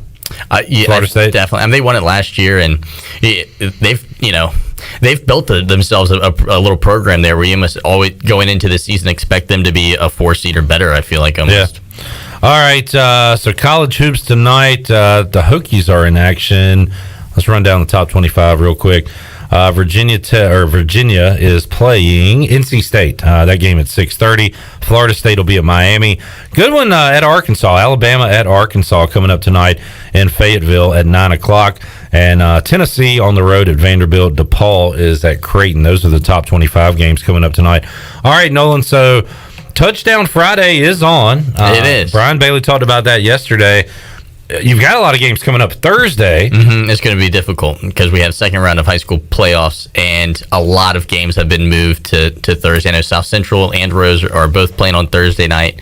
And there's a couple of others as well. Southside, I think that's out of your area, but there's a lot of games going on Thursday, so it's going to be tough to go from basketball to football, but then get enough football to show on Touchdown Friday on Friday. It's going to be a lot. So still meetings to be had about how all this is going to be accomplished. There's a lot. You know, while we're talking about South Central, the basketball team. God, I feel so bad for them. I wanted to say that. Yeah. I wish that they could. Boys and girls. Undefeated, yeah. Oh, by the way, I wanted to point this out. I'm glad you talked about local basketball.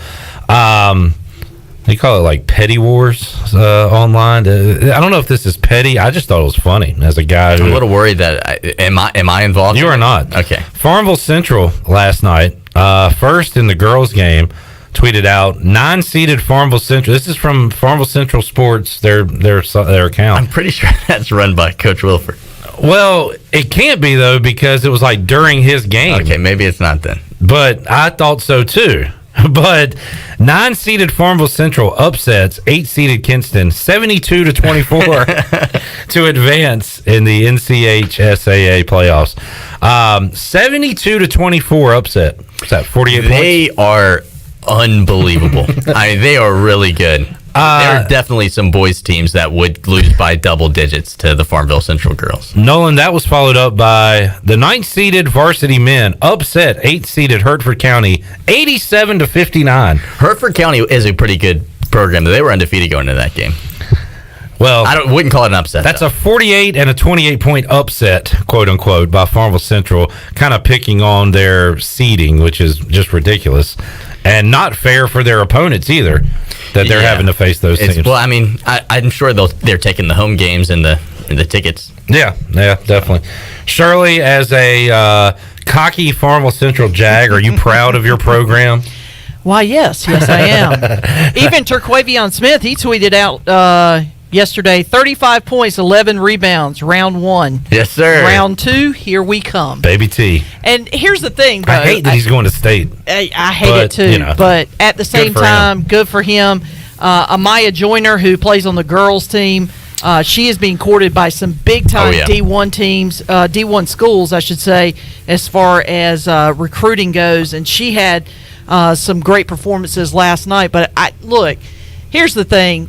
You know, when you are, in respect to the boys, when you're back-to-back state champions, you're undefeated, and you get a 9 seed, and you have to play the entire playoffs scenario on the road, all you're doing is, poking the bear. It's great for Larry Wilford. He's got something to talk about now. You're poking the bear at this point, Yeah. and this is locker room material for them, because now they feel disrespected, like, what they've done the last 2 years didn't matter. Yeah. So, and a guy like Terquavion Smith, okay, go ahead.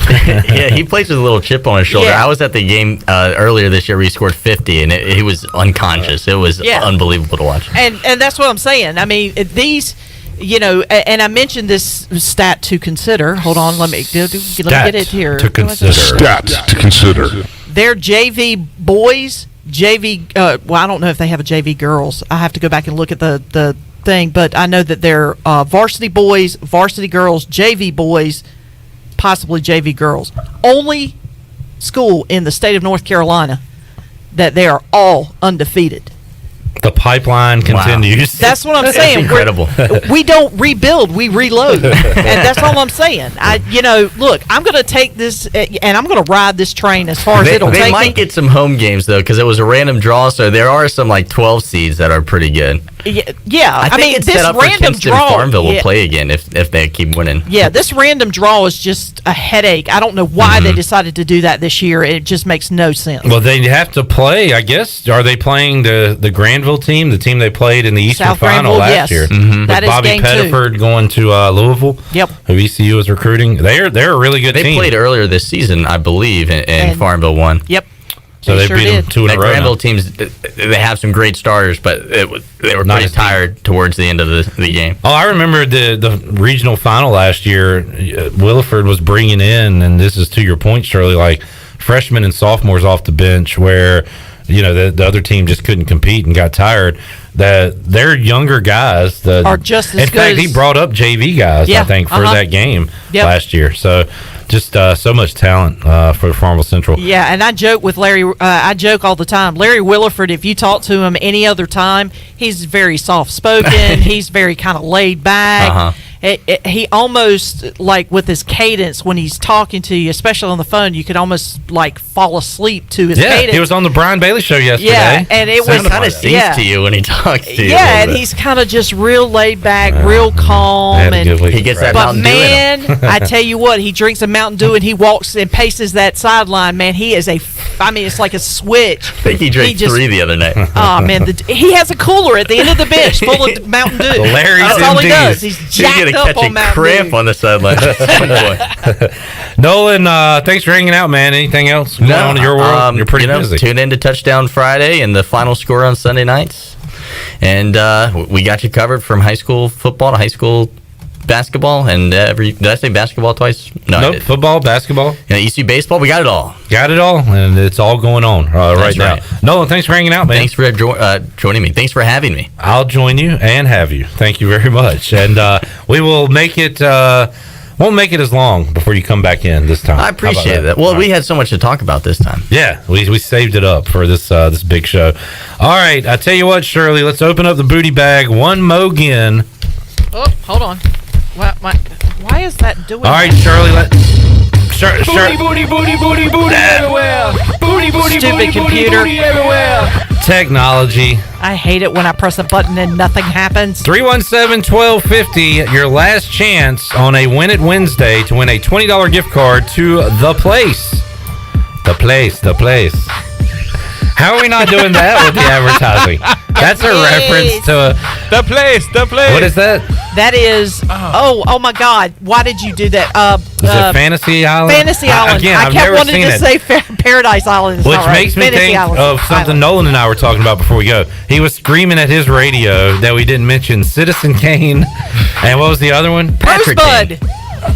Patrick Kane. Patrick Kane, the Wait, who's just hockey player. Oh, Patrick. Citizen Kane, great movie. Yeah. So there you go. All right, where were we? 317-1250. What caller are we looking for, Shirley? Let's go with lucky number 7. Lucky number 7 is a winner. We'll be back more Pirate Radio Live on a Win It Wednesday after this.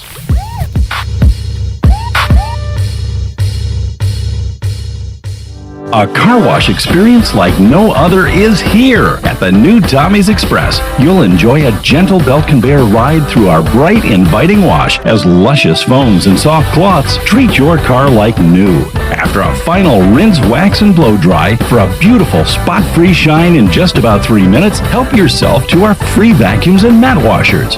We're Tommy's Express. Tommy's Express Wash, now open on the corner of Greenville Boulevard and Red Banks Road in Greenville. The convenience of Pitt Greenville Airport is waiting just outside your front door. Service is back, so you're connected to destinations worldwide through flights from American Airlines. Plan your next trip. Book your flights today at flypgv.com or aa.com. Whether you're flying for business or for pleasure, enjoy the friendly convenience of flying from your local airport to get you where you're going and then home again safely. For your next trip, remember, American Airlines is back at PGV. Book today at aa.com. Pitt Greenville Airport, where the pirates fly. Find yourself working from home or at least spending more time there? Want some remodeling for your house or a fresh look? How about a new deck or screened-in porch to add livable space outside? Don't know who to call? Well, you do now. Call the professionals at R&R Remodeling. They've been serving the local community for 15 years. Ronnie and his crew can help you today. Call for a free quote, 252-286-4119, or visit R&R Remodeling on Facebook. R&R Remodeling, construction you can count on. Your future is yours to create, and with the leadership development of Army ROTC, you're capable of taking command of it. Even in the midst of a pandemic, enrolling in Army ROTC prepares you to thrive as a full-time college student. Our specialized elective courses will equip you with the skills necessary to succeed in life, all while earning money for education. A strong future takes a strong force. Find out how to lead at goarmy.com/ECU. To learn more, contact Dale Anderson at 252-622-5346 or Anderson at ecu.edu. When you don't have time to go to lunch, let Jimmy John's deliver lunch to you. With Jimmy John's, we can get a freaky fresh sandwich to you freaky fast. Click to order at jimmyjohns.com.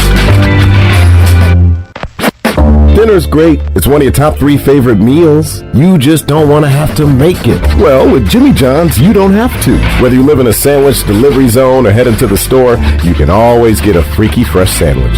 Click to order at jimmyjohns.com.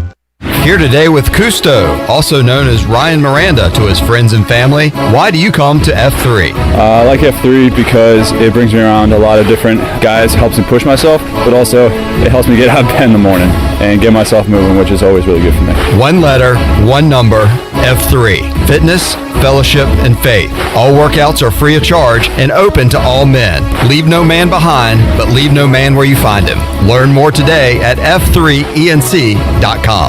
With rates being historically low, now is the best time to buy or refinance your home. This is Talbot Green with Angel Oak Home Loans. Now is the time to take advantage of the opportunity to buy more home or refinance your current mortgage. The combination of our local team's experience and Angel Oak's wide offerings of products from standard conventional, government, and portfolio loans has something for most financial situations. For more information, call Talbot Green, Joanne Weir, or Wanda Hager at 751-2060. NMLS 1719250 and 685-842.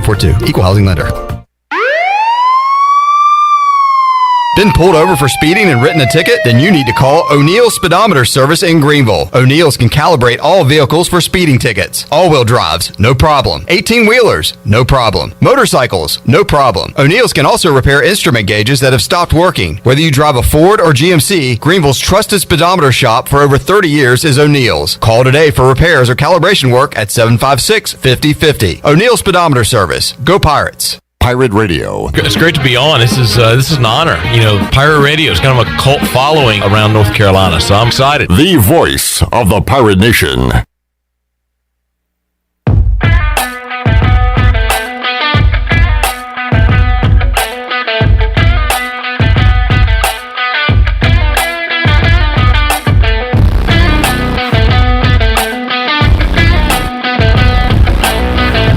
You're listening to Hour 3 of Pirate Radio Live. This hour of PRL is brought to you by Bud Light, reminding pirate fans to stay in the game and drink responsibly.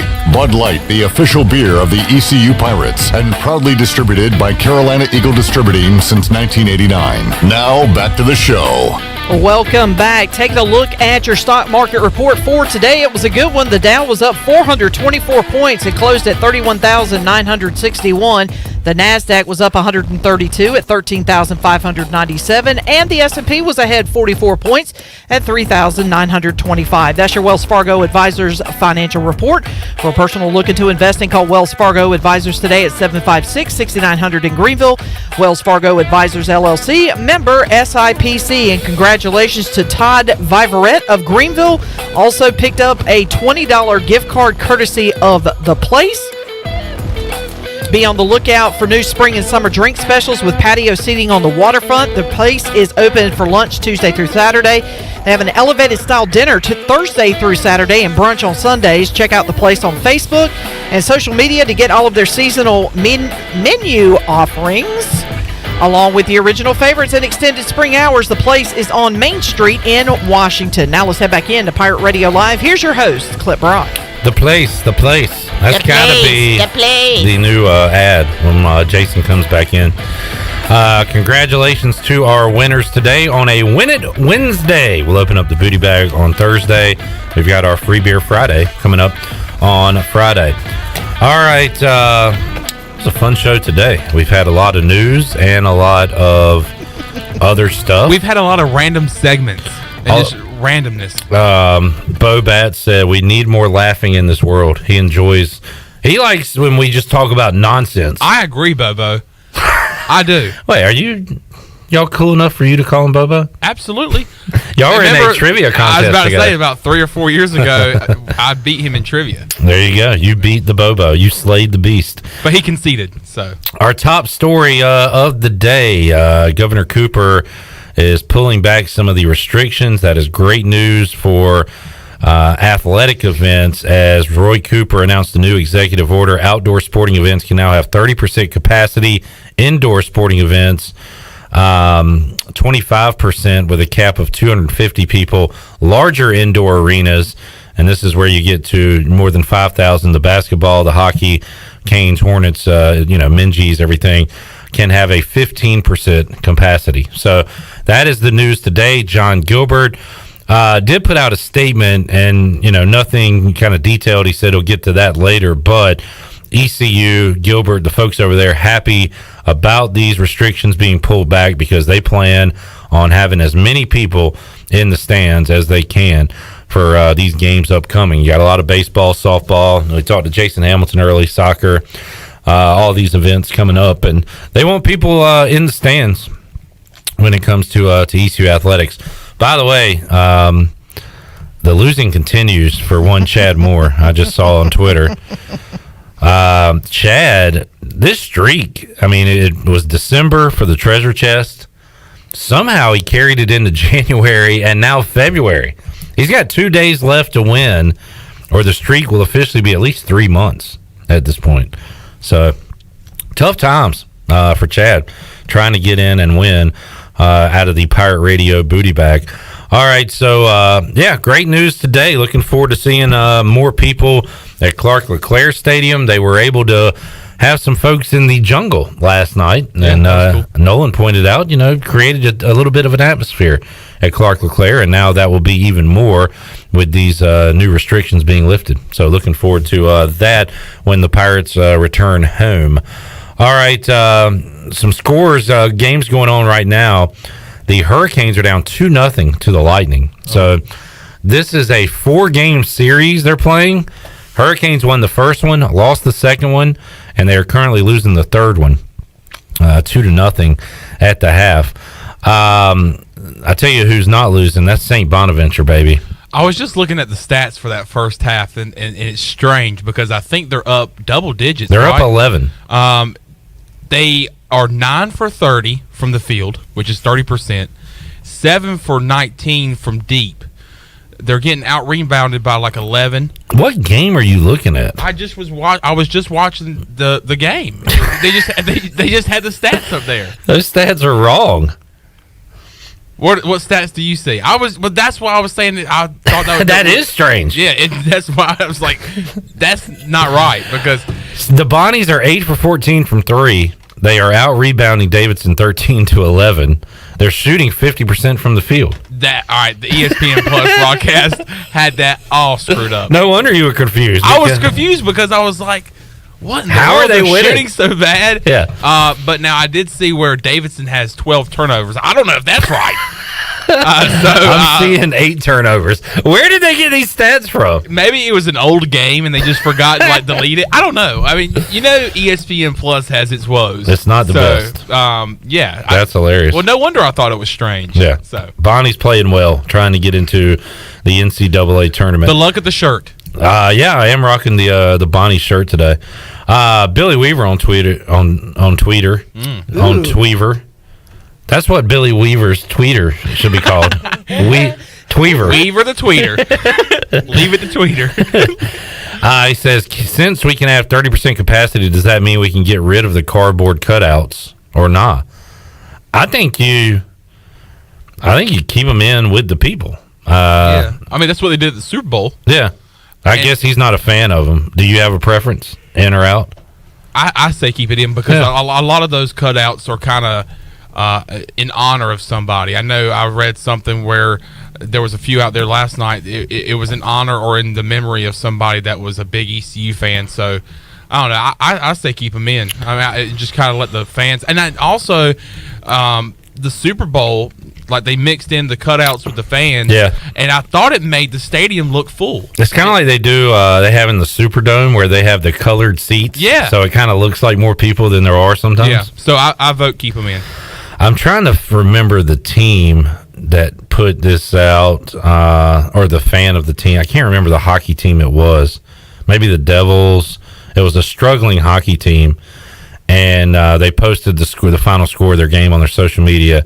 And the guy said, "Yeah, I bought a cutout to pay tribute to my aunt who passed away. Can you please give that back to me so she doesn't have to watch this team?" Talking about the cutout. Yeah, I did see that. Speaking of social media and teams, Shirley, tell him about Duke's baseball account yesterday. Oh, yeah, they were tweeting out, and it was kind of interesting because, as we were watching the game, Duke's baseball team were sending out some very interesting tweets about, let me see if I can pull it up here real quick. I don't think you can. Did they pull them? No. You might be referring to how super fan Zach, who was he's been on Pirate Radio okay. before. So that I got fooled. I absolutely got fooled because I was laughing hysterically at the tweet. He had Duke's baseball picture up there, and his name was Duke Baseball, but his @ was still the same. Oh, see, yeah, I didn't she was catch showing it. me yesterday. She was like, "Look what they're tweeting out." They're I was we like, wish we recruited Josh Moreland, and yeah, they said we should have recruited Josh Moreland a little harder. Something about Seth Cadell after he hit that home run. So I was getting tickled just I was like reading those, but I didn't realize it was a fake account. I didn't catch You that. got catfished. Wow. Or trolled, or whatever it's called. Because you know what? And I do a lot of tweeting and everything, so I really make sure there's the check mark and everything, because I've been fooled before. It had me for a second yesterday until I looked at his actual name. But the first one I saw was, is it Jalen Johnson? Is that the basketball player? Yeah. He opted that out. Opted out. Yeah. The first tweet I saw, Duke Baseball, Jalen Johnson has decided to join the Duke baseball team. He hit 340 with so-and-so home runs in high school and will join the team today at ECU. And I was like, what? and it was Zach from his account tweeting that stuff with the Duke picture and the Duke baseball. So you got to be careful, folks. They try to get you out there. Good stuff. All right, let's get our last break in, Shirley. We will come back, get ready to wrap up Pirate Radio Live. We got a Pirate Radio podcast. Is it Press Box again today? Yep, Press Box again tonight. Press Box crew coming up at 6 o'clock if you're listening to our live edition. We'll be back to wrap it up after this.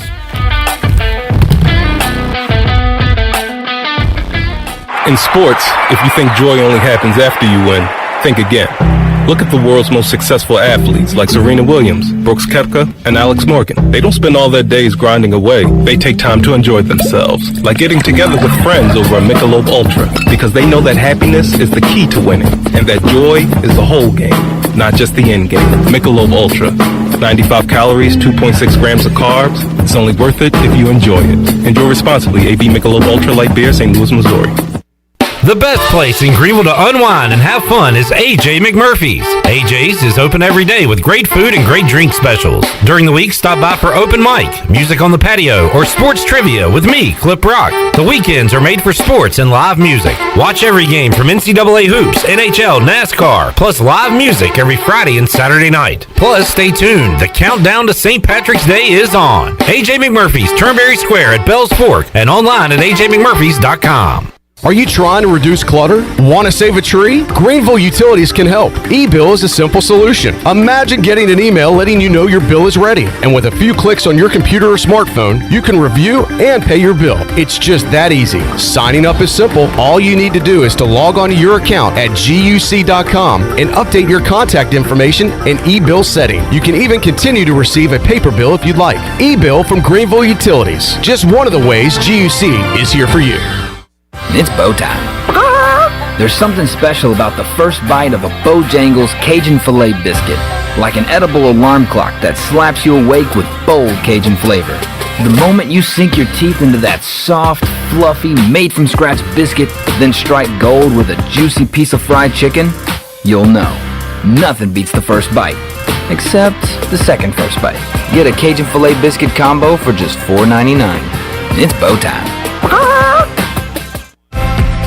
Let us help you get back to business. This is Donald Stocks and Justin Judge of PIP of Eastern North Carolina. We're ready to assist your business with branded PPE. Would you like face masks with your logo? We can do that. Plus custom social distancing signage. Now is the time to ramp up your marketing efforts. Whether it's cutting edge, contactless, touchless marketing, or traditional direct mail, we can do it all. We are PIP of Eastern North Carolina. Hey, Troy, have you heard about The Place? No, Jason, what place? It's The Place. It's Washington's newest restaurant on the waterfront. The Place is located in downtown Washington in the Harbor District with waterfront seating in the back. We're open for bistro-style lunches Tuesday through Saturday from 11 to 2 and elevated comfort-style dinners Thursday through Saturday 5 to 9. Plus Sundays, we have the best Southern brunch in town. Man, that's awesome, Jason. The Place sounds like the place to be. It is. We look forward to seeing you there. The Place in Washington, North Carolina. They say nothing in life is free. Well, we're here to tell you they're wrong. Because when you switch to US Cellular, you can get the Samsung Galaxy S21 5G for free with no hidden requirements. That's right, the Samsung Galaxy S21 5G has launched and you can get it for free with no hidden requirements. US Cellular. Terms and conditions apply. See store or uscellular.com for details. Does the idea of going to your local U.S. Cellular store make you feel a bit uncomfortable? Tired of the hassle of waiting and wearing a mask? Let Toby Williams and his outside sales team take away that worry. They will come right to your home or office and drop your phone off on the porch or at the front desk for you. Saving you time and worry is what the team at Cellular Warehouse is all about. Call Toby today at 252-799-7051 and let them help you with all of your wireless needs. Cellular Warehouse, your local U.S. Cellular authorized agent. Pirate Radio. We have a standard for the way you're going to play, and we're going to start making sure that we point out those that are meeting the standard, and everybody else has to rise to that. You have to. There is no choice. You have to rise to the standard, because the standard is what wins. The voice of the Pirate Nation. You're listening to Hour 3 of Pirate Radio Live. This hour of PRL is brought to you by Bud Light, reminding Pirate fans to stay in the game and drink responsibly. Bud Light, the official beer of the ECU Pirates, and proudly distributed by Carolina Eagle Distributing since 1989. Now, back to the show. Welcome back. Tiebreakers is open every day at 11 a.m. and is the best place to watch your favorite sports while enjoying the best wings in town, along with sandwiches, appetizers, cold beer, and more. Follow Tiebreakers on Facebook and Instagram for daily updates. Now let's return to the show. Here's your host, Clip Rock. Thank you, Shirley Rhodes, and thank you for tuning in on a Win It Wednesday. We'll be back with a thorough Thursday. A less idiotic Shirley, maybe. Shirley's upset. She's been catfished. And I am not happy about it. And now it's out there for the world to see, thanks to Pack the Jungle, who was tuning in. Thanks for throwing me under the bus. I got the tire tracks to prove it. All right. I should have never brought it up. I'm the one that brought it up. I was like, hey, Shirley, what about Duke? Right when you started talking about it, I was shaking my head. I knew exactly what you were going to say. And I was like, why is he shaking his head? I was like, what's the problem here? I was like, should we not talk about this? And Shirley is a dumbass. That's what that's called. All right. You look like a We'll see you Thursday, 3 o'clock on Pirate Radio Live. So long, everybody. Thanks for listening to Pirate Radio Live, an exclusive presentation of the voice of the Pirate Nation. This is Pirate